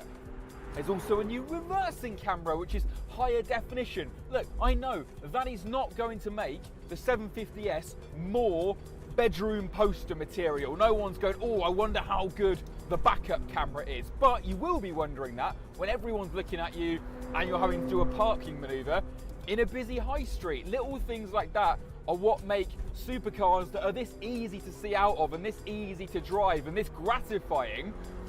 It's what makes them usable. It's what's going to make you want to take this out of the garage and not that pesky Porsche. And best of all, the nose lift has gone from being a dreadful, slow, drawn-out affair which takes 10 seconds to raise, which is basically a month, to something which not only works now when you've got a bit of steering lock on, so if you've got a sharp driveway, no problem, but it now goes from flat to raised in just 4 seconds. So no, the 750 isn't a mind-blowing, game-changing, epoch-defining new supercar that's here to rewrite rules. It's a carefully refined, revised exercise, taking what was already a stupendous all-rounder, the finest achievement of McLaren Automotive so far, and just ironing out the wrinkles that spoiled what should have been just a perfect package. So I hope the 750S is more reliable. I hope that it doesn't depreciate like yesterday's newspaper. I hope that they've sorted out some of their build quality niggles, because McLaren know this. I've been talking to the guys behind the car today and they know this needs to be up there with the fit and the finish and the factory precision of a Porsche. The McLarens haven't had that yet, and I hope they can nail that with this, because everything else is here. And then you've got one heck of a complete package of an all-rounder supercar, whatever it's called.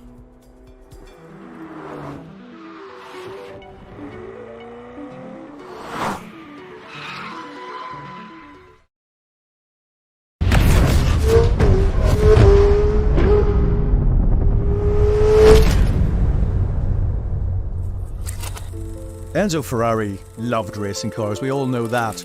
But Ferrari's GT cars are the foundations upon which the House of Enzo was built.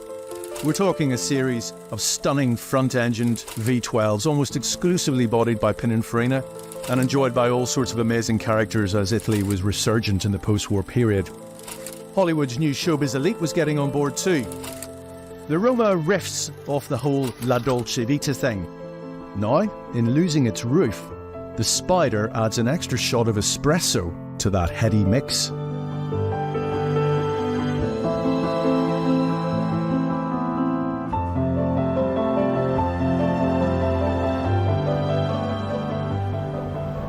Do we really need to go chasing the red line to get the measure of the Roma Spider? Not right now. This is the perfect car to get lost and to lose yourself in. I mean, for a moment, let's forget the fact that there's a 3.9 litre twin-turbo V8 with 612 brake horsepower under that bonnet, and focus instead on the fact that we're in a brand new Ferrari convertible in Sardinia, and there's the spectacular blue of the Tyrrhenian Sea just over there. Wow, life is sometimes very sweet.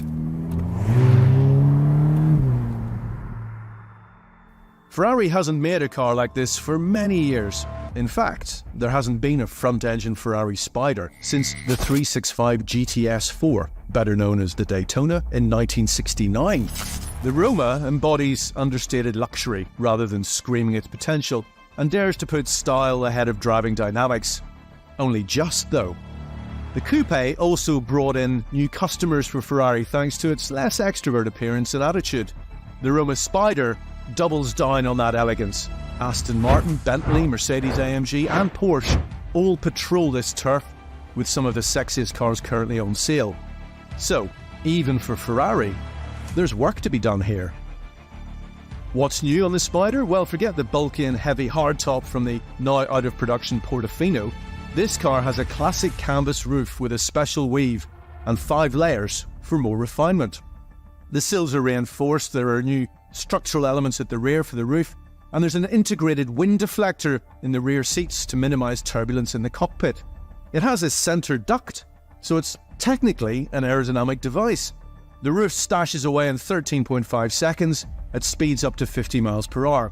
The modifications add 84 kilograms to the car's weight. It now weighs almost 1,600 kilos. If a Ferrari has one job to do, then surely that's to be the most beautiful car on the road. The guys at Centro Stile in Maranello, that's Ferrari's styling centre, they're modernists. They really don't do retro.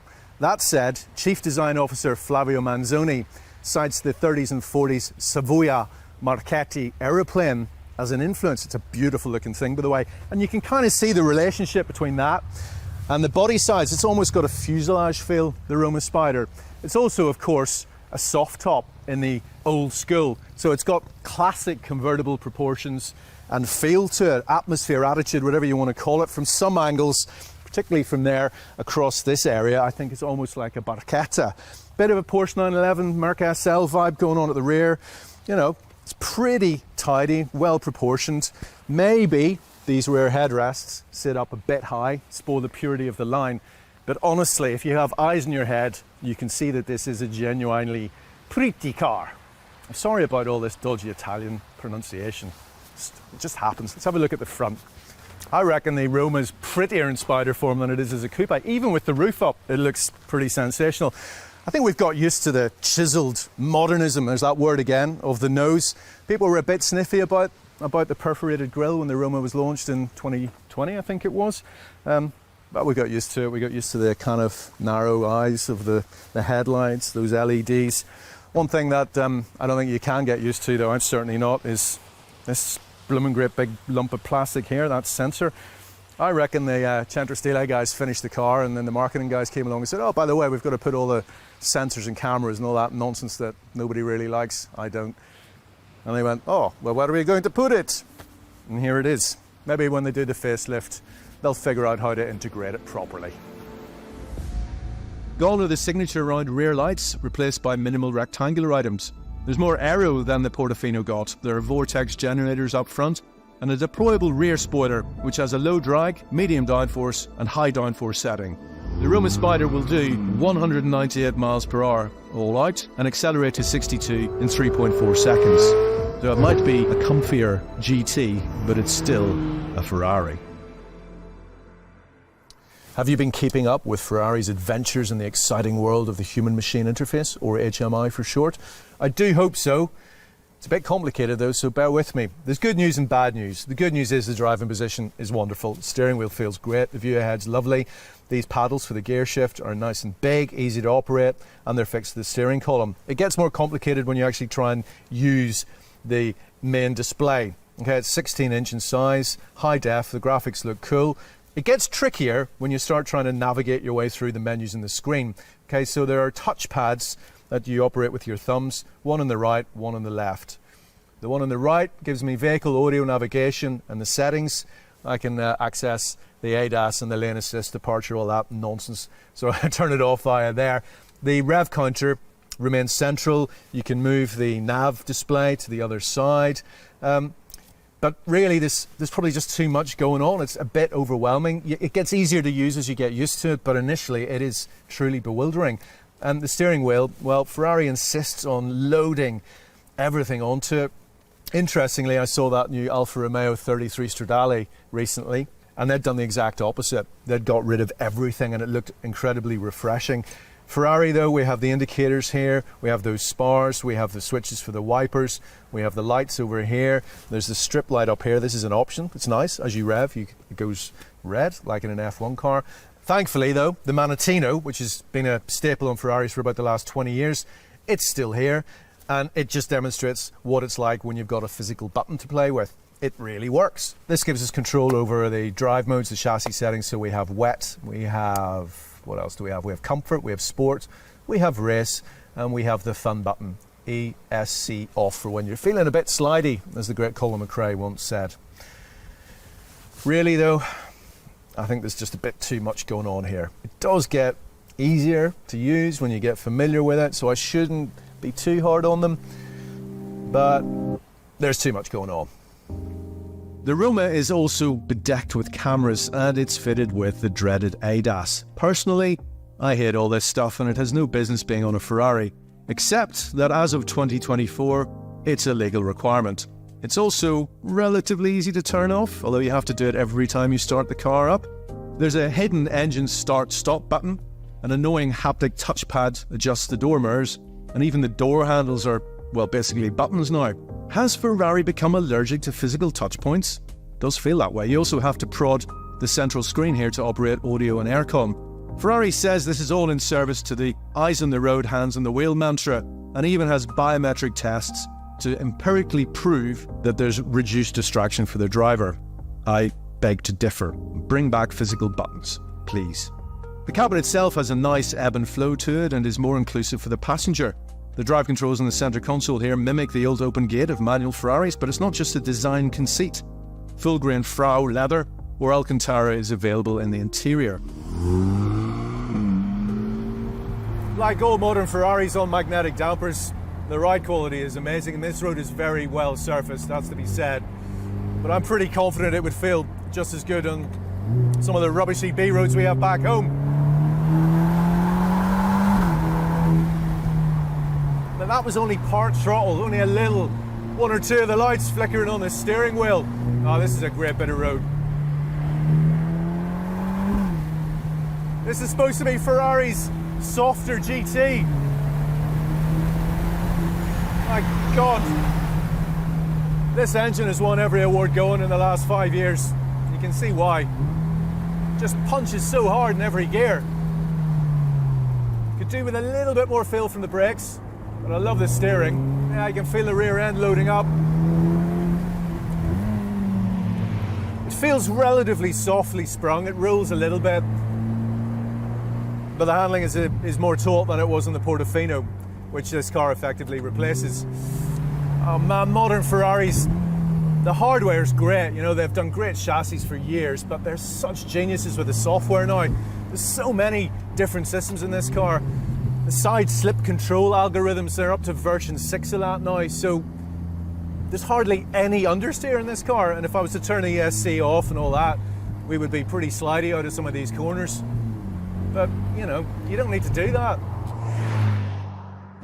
The gearbox is derived from the 8-speed dual shift one that appeared in the SF90 Stradale. It's improved in every measure from the previous incarnation. It's lighter, faster shifting, more efficient, and better integrated with the engine software. Longer ratios too in the Roma Spider, which is, you know, more of a long-distance GT kind of car, so therefore a bit more relaxed. And as good as it is on roads like this, actually what's probably just as impressive is that, well, you know what, I could drive this one back to the UK, across Germany, wherever, up and down autostradas in Italy, autoroutes in France, and it would just be super quiet on the motorway.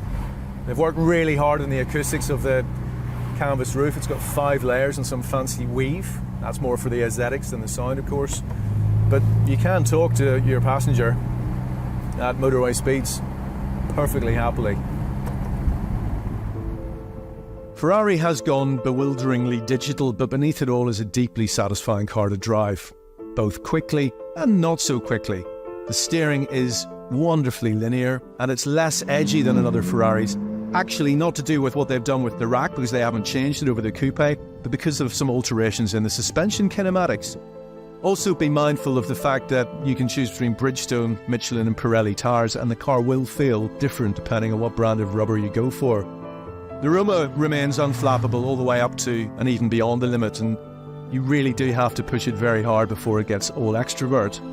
It'll sit at 80 miles an hour in 8th gear, pulling ridiculously low revs, but emitting a distinctive but distant burble. This really is a very well-rounded Ferrari.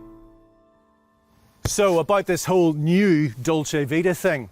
Ferraris are unquestionably very glamorous cars, and while the Roma Spider is definitely channeling the spirit of Italy's untouchably cool past, this is a perhaps unexpectedly nuanced sort of Ferrari.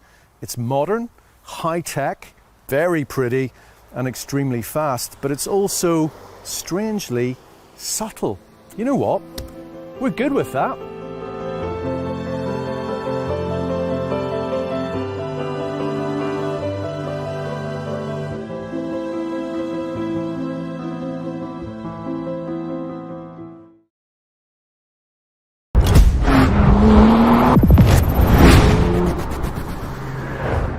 A lot of people will tell you, whether you've asked for their opinion or not, that modern supercars have it all wrong. They've all got too much assistance on board, they're all too heavy, and everything should have a manual gearbox. Well, if that sounds like you, I've got good news. Noble have built you a new car. This is the Noble M500, and I reckon this is the world's simplest supercar. They don't come along very often, do they, Nobles? About once a decade, really, we get one of Leicestershire's finest. There was the M12 in 2001, the M600 in 2010, and now there's this. And the M500's mission? Well, it's to satisfy the kind of people who said to Noble, yeah, I'd like to buy an M600, but ideally, I'd like to be alive to tell people about it afterwards. So, while the M600 used a mad twin-turbocharged Volvo-derived V8 to deliver a 650 horsepower, 220 mile an hour wallop, the M500 is quite unusual for a modern-day supercar. Why? It's got less power than the old model, that's why. And as a result, it's not as quick as the car that came before it. That's right, under here, in the engine bay, there's no big old Volvo V8 anymore, no. This is a Ford EcoBoost V6. So you get twin turbos. It's not quite the same engine as they put in the Ford GT. This is actually closer to what you get in the Raptor truck, but you still get over 500 brake horsepower, all of which arrives at these 20-inch rear wheels with a little bit of traction control in the middle to help you out. Problem is, when you want to stop, the M500 has no anti-lock brakes. But we'll actually come back to the mechanical bits and bobs in a moment.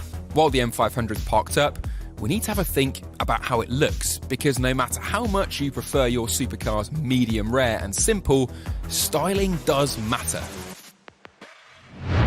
So what do we reckon? Well, for me, I think the M500 is quite a handsome car, if a bit angle sensitive. But there are quite a lot of details cribbed from other cars, aren't there? Have you spotted a few of them so far? This? Yeah, you're right. Headlights from a C7 Corvette, and the taillights, they are from a Citroën C4 Picasso. Now, we could take the mick out of that, but I don't mind. If Noble are spending money, well, on how the car drives, that's where it should be spent. And so what if they buy some headlights that are homologated in the countries they need them to be, and it saves them some time and money? That's fine by me. What about this? Come here.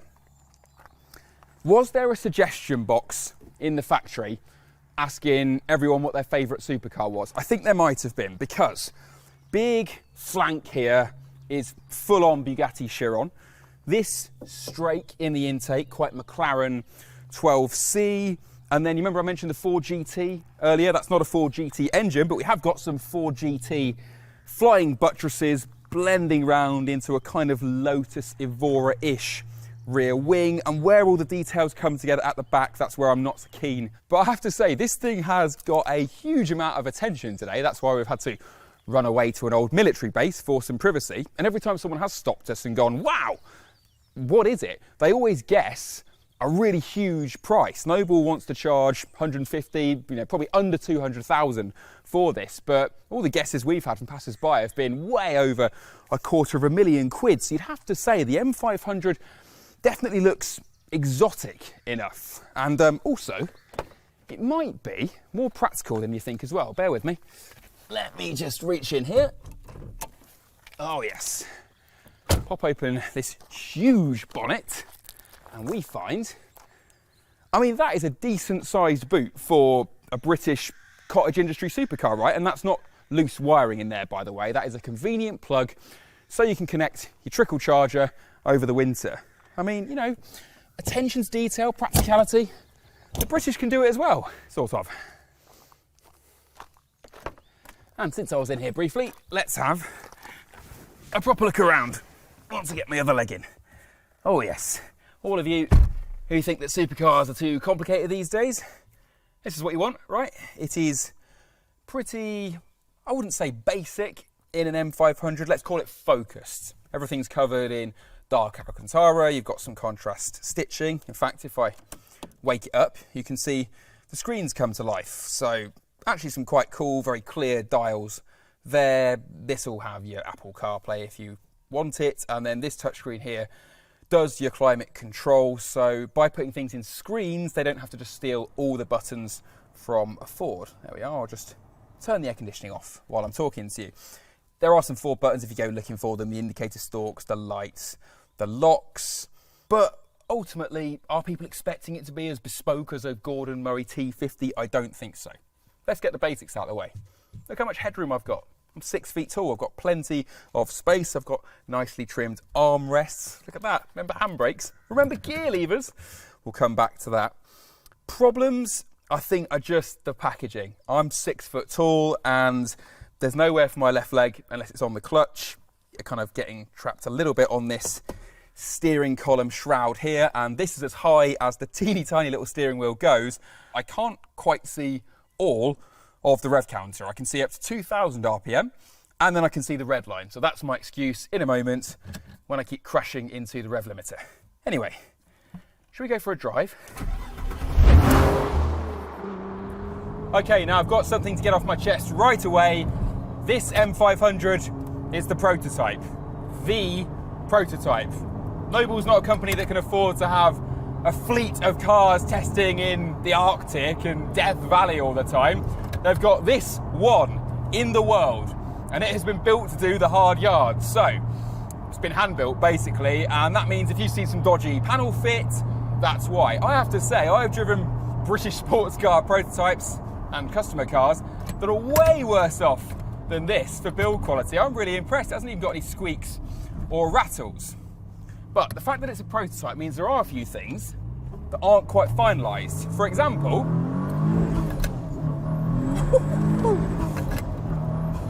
grow up, talk to people. Right. For example, the M500 you're sitting in now, it's a bit heavier than the customer cars will be. This one's about 1,400 kilos because of some thicker fiberglass panels. The customer cars, well, they reckon they can be 150 kilos lighter. And, well, they're going to be rocket ships because this is not slow. Oh no. What a feeling. Boost is unbelievable. Now this car might be a prototype, but it does stick to some core Noble principles. So the chassis, no expensive carbon fibre tub. This is a steel space frame, very similar to the one that was in the M600 actually. Over that go your fiberglass panels, and there are no driver aids really to speak of. There's a little bit of traction control, but I'm not sure I'd lean on it. There are no anti-lock brakes, there is no airbag. There's also, as you might have been able to hear already, something going click-clack in here. You see, this car, because it was supposed to be the everyday Noble, was originally going to have a dual clutch flappy paddle gearbox. But as you can tell now, Noble decided to go for a manual. And I'm very glad they did. You see, earlier, you know when I was being a bit rude and pointing out all the bits that are on this car that were nicked from other cars? Well, the gearbox is also one of them. But I'm not complaining one bit about that. They've actually taken the Graziano 6-speed manual gearbox that you used to get in an Audi R8 or a Lamborghini Gallardo. And if you don't believe me, stick your head in the engine bay, have a look at the gearbox casing. It's got an Audi and a Lamborghini badge on it. And that means that this shift is glorious. And what a unique selling point for Noble. It doesn't just have to compete on being cheaper than the rest. It's got something that no other supercar, no other mid-engine car at all, has now got. It's got a stick. And for everyone who said, oh, I wish more cars were manual, here is your car. They've done it. Put your money where your mouth is. This shift, okay, the throw's a little bit long. I'd maybe like it a bit further back down the transmission tunnel, but I am nitpicking. The noise is so evocative. The mechanical feel to it is beautiful. As you can tell, I'm already just shifting for fun. If this car had pedals, I'd instantly not be enjoying it as much as I am with 3 pedals. And this lever here, it is fabulous.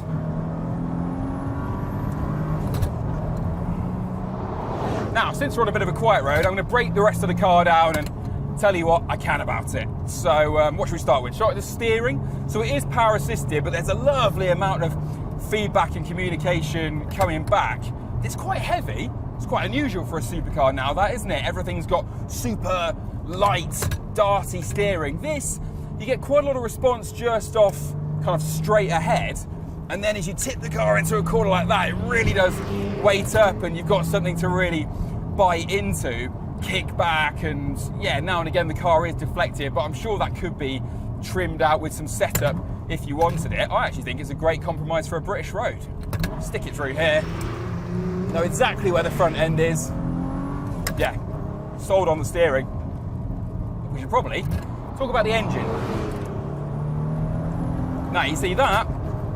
That's a V6. That is not the most nape-prickling noise in any supercar. It was never going to be, was it?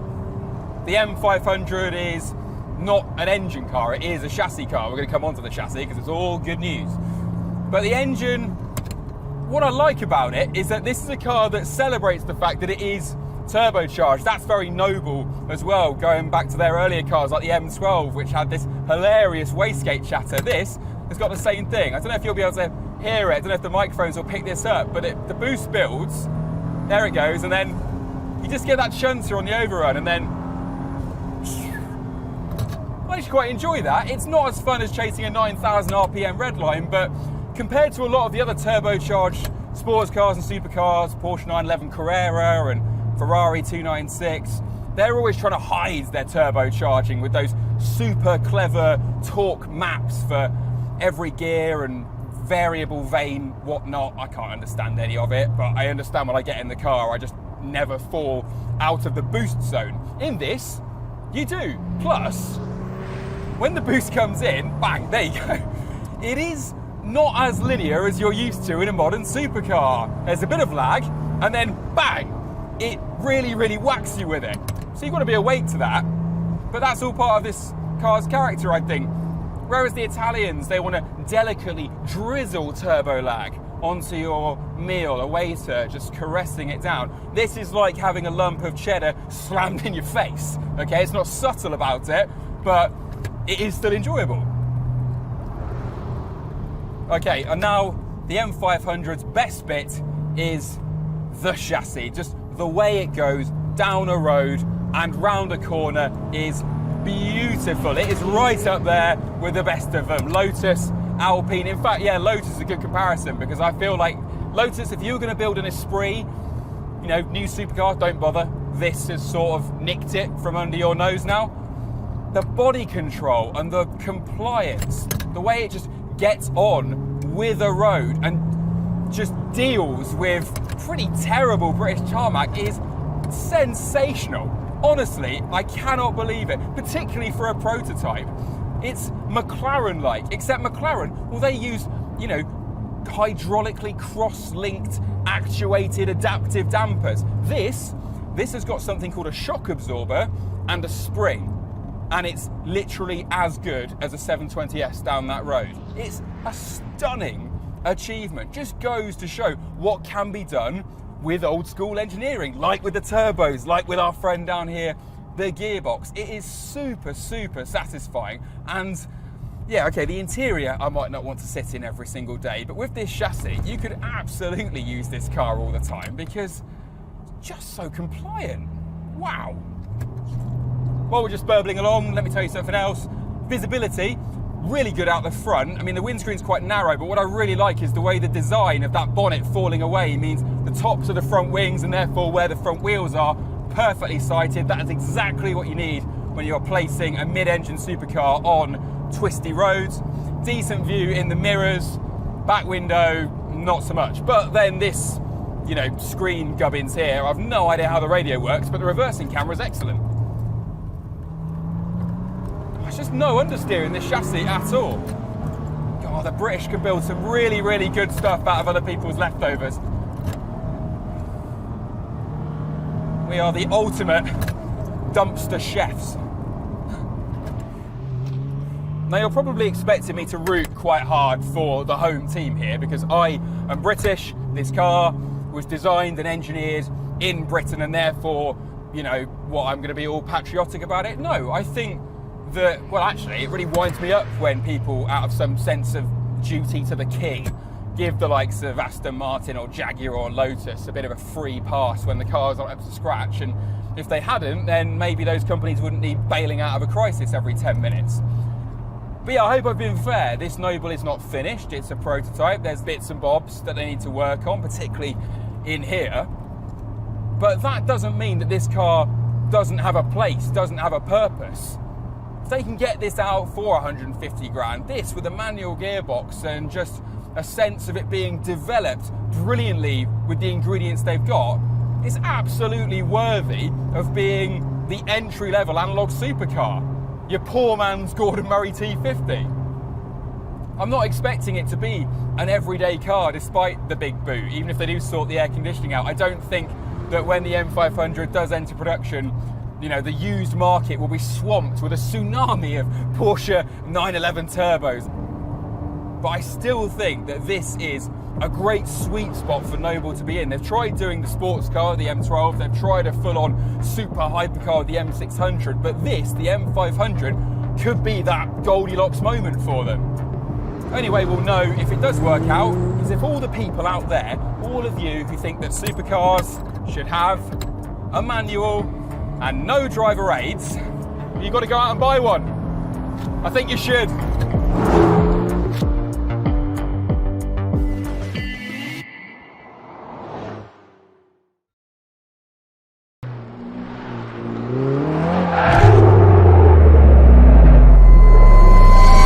This is Ferrari's new SF90 XX.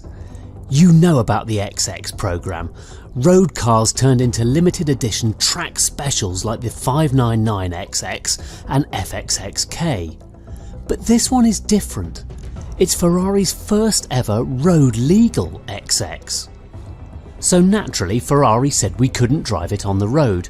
What we could do was come to Fiorano, learn all about it, drive it round the track, and then watch it try to break a lap record in the hands of test driver Raffaele De Simeone. But before he does that, I collared him to talk me round the car.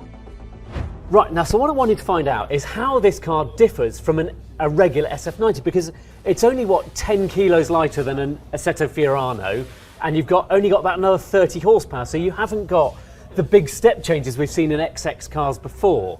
Yeah. So, right, talk me through it. What have we got going on? Yeah, you're right. The starting point is the SF90 Stradale, the ranch supercar that was able to do very beautiful thing on the road with a chance to improve on the racetrack, and is basically what we did.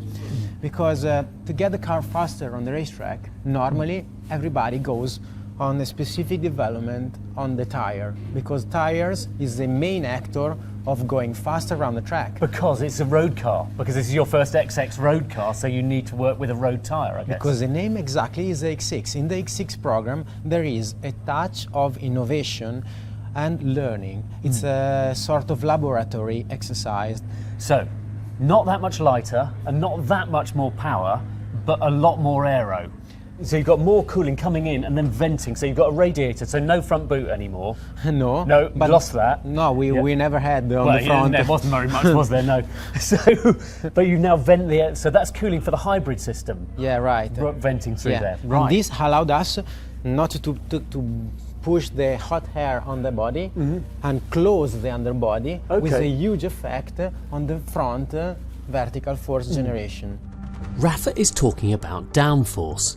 In total, the XX develops 530 kilos of downforce at 155 miles an hour, double the regular SF90, but not as much as a McLaren Senna or Porsche 911 GT3 RS.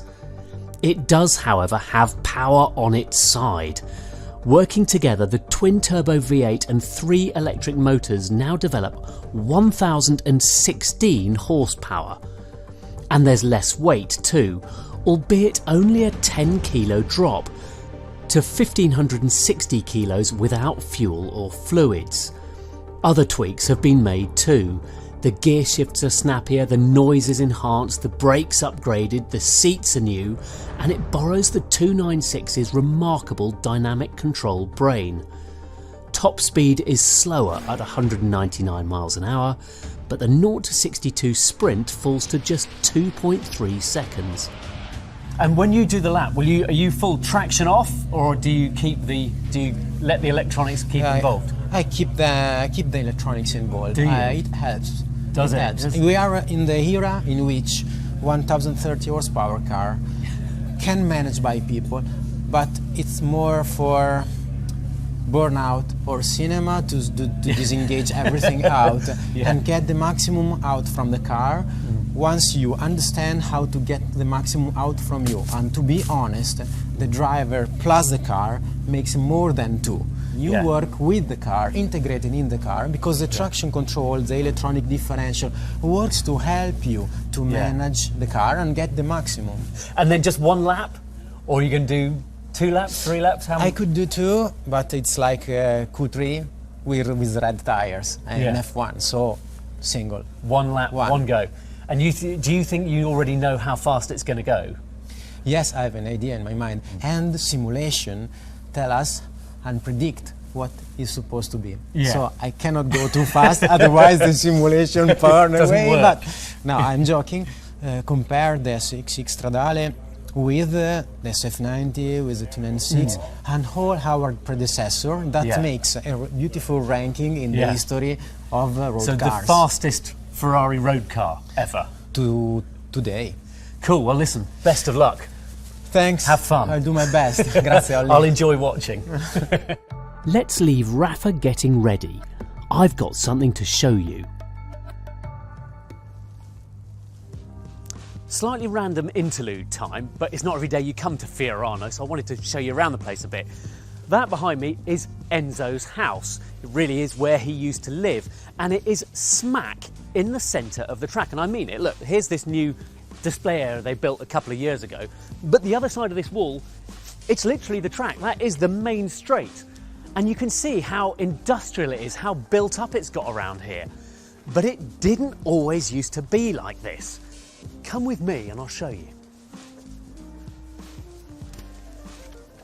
This is Ferrari's new and very smart sort of marketing and speccing area. Look, come through here. It is really, really nice actually. And especially because you're looking straight out over the track. But look at all these lovely sofas and things down here, and your leather suedes and all that sort of thing going on around here. Anyway, we're going to go on because I want to show you what's the other side of here. Dining area. But I didn't bring you in here to show you tables and chairs and chandeliers and things. I brought you in here for what is down the end, because look at this. Pride of place at the end is this wonderful picture of Fiorano when it was built back in 1972. Look there, that's Enzo's house. And the track hasn't really changed much. They've reprofiled a couple of the corners, but that's about it. Hasn't changed much since it was built in 1972. I just think that's wonderful. It's a proper bit of legacy and history. And here we are, smack in the middle of it, listening to cars fly around outside. It's terrific. And the next car flying around outside wasn't Rafa, but me. So what does this XX feel like? I think it's really interesting that they've decided that this is now a road car. Oh, it's got some shunt on it, that's for sure.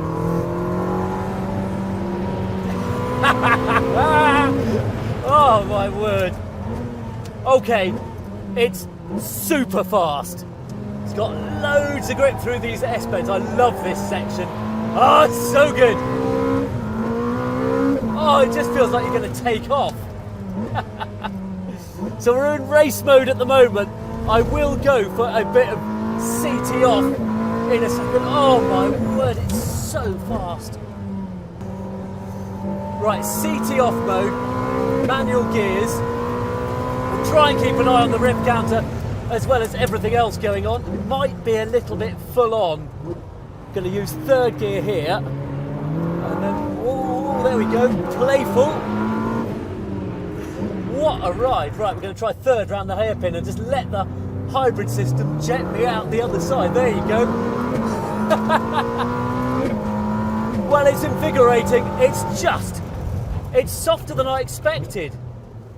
It really is. It's softer than I expected. But what a thing, though. It's still got that outrageous playfulness that current Ferraris have, where it's just amazing what it's capable of. It's the way it accelerates, which is just this absolute slingshot. So Rafa's turning in later here, so I'm going to try that. Okay, cleaner exit, bloody hell. That's over 100 miles an hour and it's starting to slide. So a few things to take away from that. Firstly, that no matter how hard you think you've done the straps up, you could give them a good cinch after you've been out pulling at them for a couple of laps. There is a lot of force going on through this car. It feels really good on the move, but I mean, it's really communicative through the sort of parameters it's trying to. You can tell it's going through a lot of electronic filtering, but the traction, the way it gets itself out of corners is unbelievably good. You can feel how much more it uses the front axle here than in a standard SF90. How much it really, really pulls at you to get you out of corners. It's mighty, mighty thing. But it's softer than I expected it to be. It's not. I think because it's a road car, they haven't able to taken it to the same lengths they do the other XX cars they've built. This feels like it has been backed off, made a bit softer and more compliant because it's going to be used on the road. And that's the main thing to know about the SF90 XX. It's not as aggressive as previous XX cars, nor, I suspect, as fast around Fiorano. Speaking of which...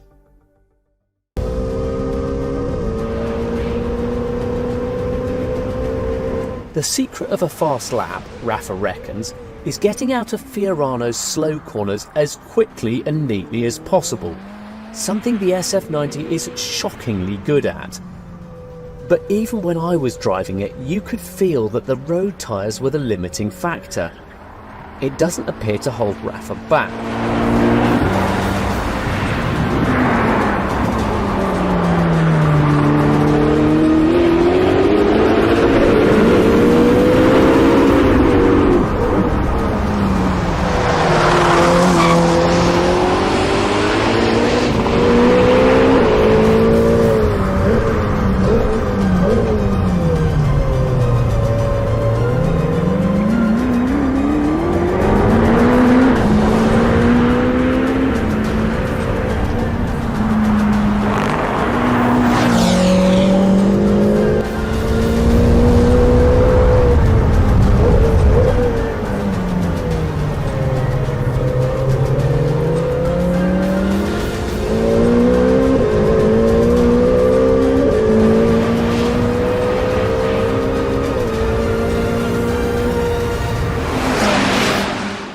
does a solitary flying lap and posts a 1 minute 17.3, 1.7 seconds faster than an SF90 Assetto Fiorano.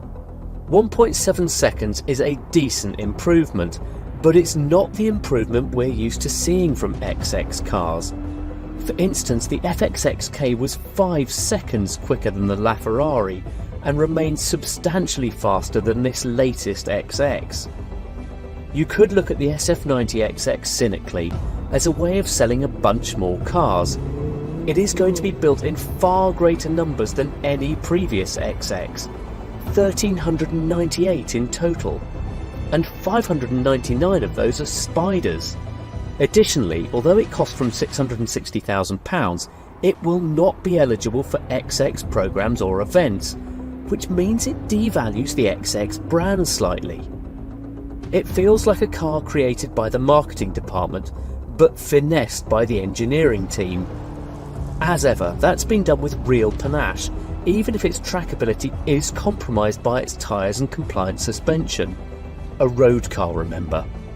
Be good to find out what it's like out there.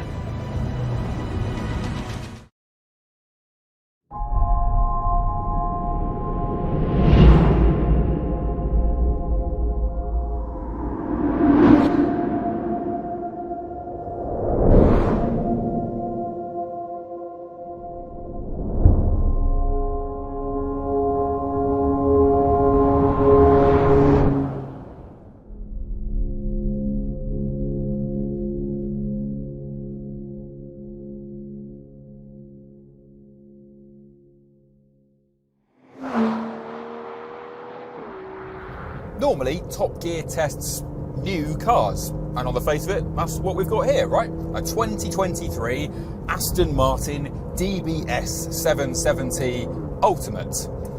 But really, this is not the future of Aston Martin. This is its past. This is what it's leaving behind. What we've got here is, well, not just the last DBS, but very possibly the last Aston Martin to have a socking great V12 engine up there doing the business behind the headlights. So yeah, welcome not so much to a new car as to a long goodbye.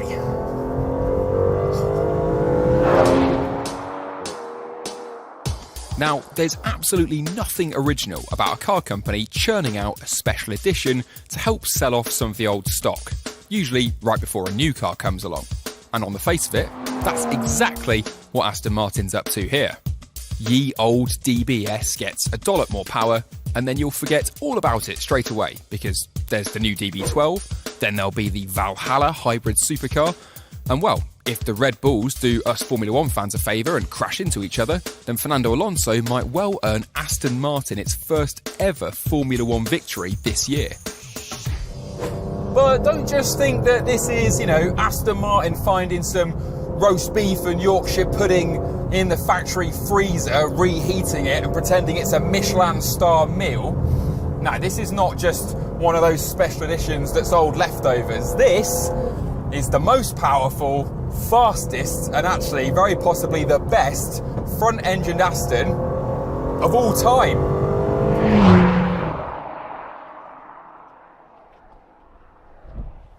Right, I've pulled over because it takes far too much of my limited mental capacity to drive a 770 horsepower canal boat along and explain to you all the details. So let's have a stop and let's have a look around. There's lots and lots of details on this car which are rather delectable. And the first one, I have to head into here, if you'll excuse me, and pop a giant clamshell bonnets. This is all carbon fibre, but for the Ultimate, you have this huge mono nostril and the extra vents, because of course there's a lot of heat escaping from this villain of an engine. Still 5.2 litres V12, but more turbo pressure. You get 45 more horsepower, so it's up to 759 of the King's brake horsepower, or 770 metric horsepower, but no more torque. Because if it went higher than 664 foot-pounds, then the 8-speed automatic gearbox, which lives at the back, balance out this massive engine's weight, well, that would probably just implode. There's also more bracing beyond this that you can see on top. There's more bracing underneath just to stiffen the DBS up. It is actually quite a long car after all, so that should have handling benefits. There's other bits we'll talk about later as we're going along, but wow, what an engine bay that is.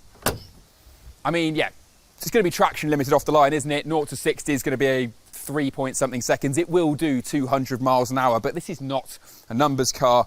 This is a details car. So there's different aero and carbon fibre here. There's another sort of side skirt lip poking out there. But my favourite detail, wow, has to be these, the 21-inch sort of Spider-Man edition wheels. They're just so intricate. We first saw this kind of design, I think it's an option on the Valkyrie, and then the Victor one-off that we drove last year. That has something similar as well, but they are just wonderful. Wouldn't want to volunteer to clean them. Definitely think it's a high treason offence to curb them. You probably get thrown in the Tower of London, but worth the 315 grand asking price? You be the judge. Now, speaking of all the carbon fibre, because this car does have all the carbon fibre, I want to show you something in here, something I'm not sure about.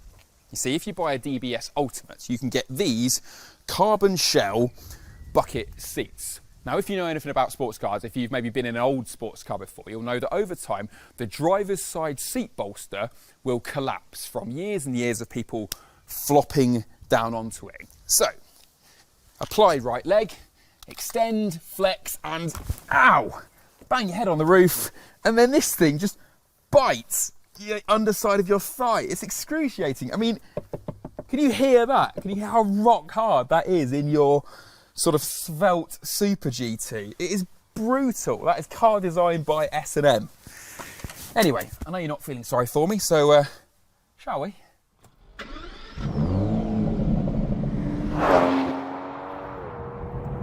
Now, it takes no imagination whatsoever to add more power to a car, and if anything, it's actually the last thing that the DBS needed.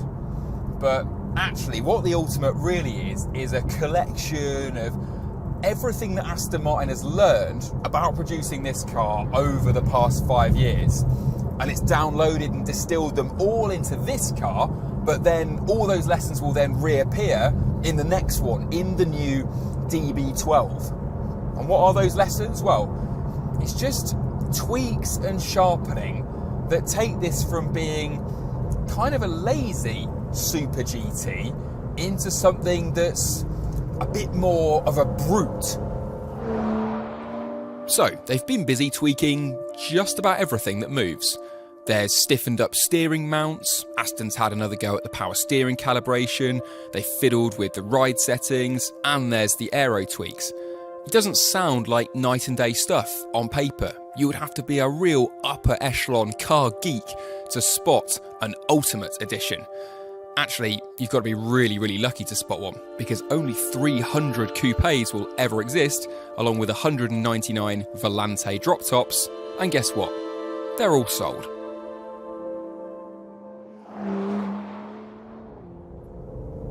But if you were to look up more than the sum of its parts in a dictionary, you might well find one of these. I mean, yes, it's got a dollop more power, but the actual interesting thing about that is that at last the DBS feels like it can use all of its power and torque.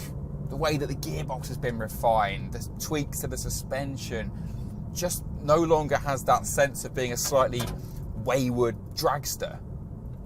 Don't get me wrong, this is not a supercar that happens to have a really big boot and useless back seats. This is still very much a continent-eating GT car that will set a land speed record if you ask it to. It's kind of the other side of that coin. But that's fine. I mean, I've got another car in front of me right now, and I'm on a really great road. And if I was in a Ferrari 812, I'd be flash the lights, avanti, get out of the way. Come on, I want to be at 8,500 RPM with that savage engine. But the thing with the Aston is, it also rewards you when you aren't using all of it, because it's so beautifully damped. It is unfathomably comfortable for a car with hard shell carbon seats and massive wheels. It works so well on a terrible British road. And ultimately that matters, doesn't it, in a car with 700-800 horsepower. You're never going to be getting up the top end of it all the time. So how rewarding, how gratifying is it that in this car you feel just as special and just as pleased with yourself to lope along feeling, well, far more suave than I have any right to. Obviously, the DBS can't hide its age, or Aston Martin's limited budget, absolutely everywhere. And that really shows inside. This interior has aged faster than a newspaper and doesn't have any right to be in a car costing over 300 grand. All of the touch-sensitive buttons down here are a complete nightmare to try and hit, and it's all very reflective. The transmission buttons that are laid out 4 in a row just doesn't work. It's not helpful, especially when you're manoeuvring and absolutely everyone is looking at you. What else? I cannot forgive Aston Martin for the screen up here with the revs and the speedo and the temperatures and what have you. It just looks so cheap and nasty. And then, yeah, the infotainment. If you've got a 10-year-old Merc, congratulations, you share quite a lot of your interior with the top-of-the-range Aston Martin. And I don't like touchscreens. I'm a big fan of having a click wheel, but there is no getting away from the fact that you basically have to blow the cobwebs off that system every time you use it. Then there's no glove box. The only storage really is a motorised cubbyhole down here, which is a bit silly. I mean, there is room for my lunch, but not a lot else. And yeah, I've got my cable for my phone, but it's completely pointless because I plugged it in earlier and it turns out that this system isn't wired up for Apple CarPlay, which the last time I checked you get as standard on a 15 grand Dacia. You know, this thing literally is James Bond with wheels, isn't it? The DBS, it's devilishly handsome, it packs a massive punch, and on the inside it's full of serious unresolved issues. Aston Martin's probably going to... Sorry, hang on. Like I was saying, Aston Martin's probably going to change out of all recognition over the next couple of years, isn't it? I mean, all that Lawrence Stroll money, going to need to start coming up with some rewards soon. They want to be a Formula One superpower. Beyond the Valkyrie, there'll be the Valhalla, and at the other end, well, they want probably another SUV, and at some point they're going to have to go electric. I just hope they can bottle some of whatever it is that makes this DBS so gratifying and keep it for the future generations. Because for me, this is what an Aston Martin looks like. This is how one behaves. Too much beauty, too much power, basically a kind of Second World War fighter aircraft with the wings chopped off. Massive engine, glassy cockpit, absolute exquisite looks. That is an Aston, right? How are they going to translate that into the future? I don't know, but this is a really, really great way for this era, if you like, just to head off into the sunset. Might well be the best Aston Martin I've ever driven. Quite excited for the DB12 now.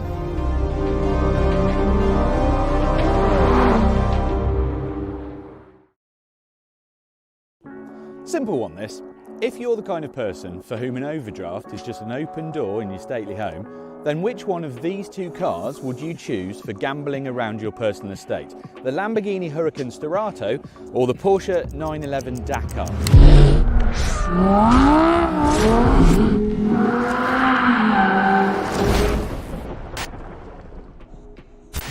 Now, in case you've been living under a rock, these are two super sports cars that have been given the kind of rally raid treatment. So they've got knobbly tyres, lifted suspension, big wheel arches, underbody protection. They're not full-on off-roaders, but they are more than capable of rattling down a rutted farm track without bursting their tyres immediately, which sounds like a very good idea to me. Jack has already tested both of these cars individually on the Top Gear YouTube channel. So this test is just about finding out which one is the most fun. I do get all the worst jobs. Both are cars. They both ride a bit better than their more committed equivalents, probably because they've got more wheel travel and softer damping. And they make the same noises as the ones without the hiking boot attitudes. And both are quick.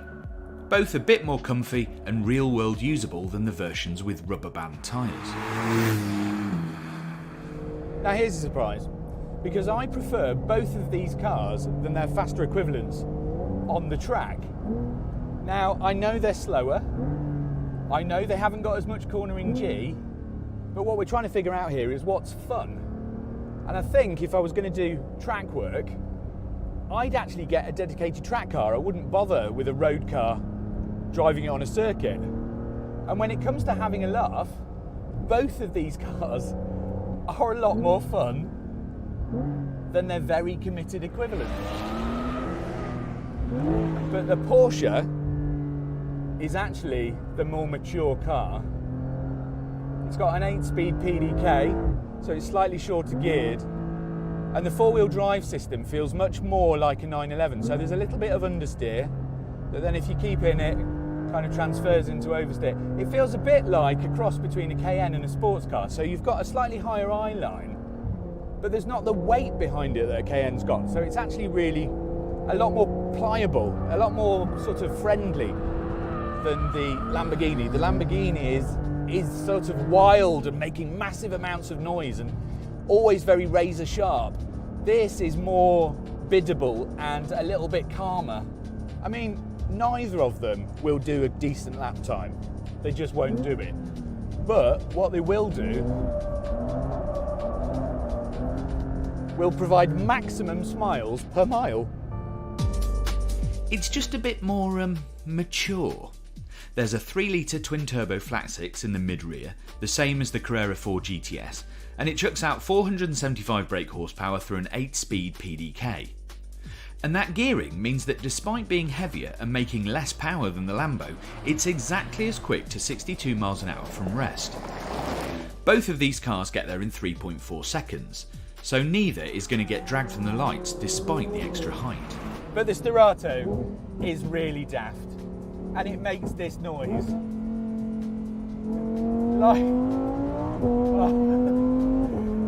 like the Porsche. It still feels like the car on it which it's based, just a little bit more of it.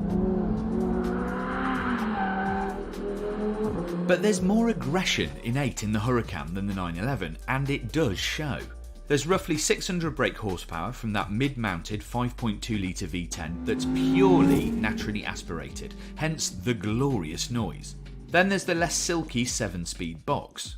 At 1,545 kilograms, the Sterrato's a bit lighter than the Dakar, to the tune of about 60 kilos, but if we're being honest, it actually feels like a bit more. And when it's in the more rear-biased modes, it feels really rear-biased.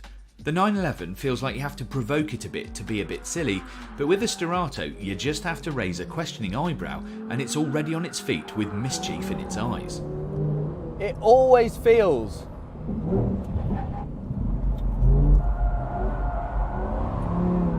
like a Lamborghini, and that for me is an absolute win. This is just the silliest car that I've driven in a long time. But as much fun as these things are on a track, there's one reason we're here, and that's to try them off-road. Gravel.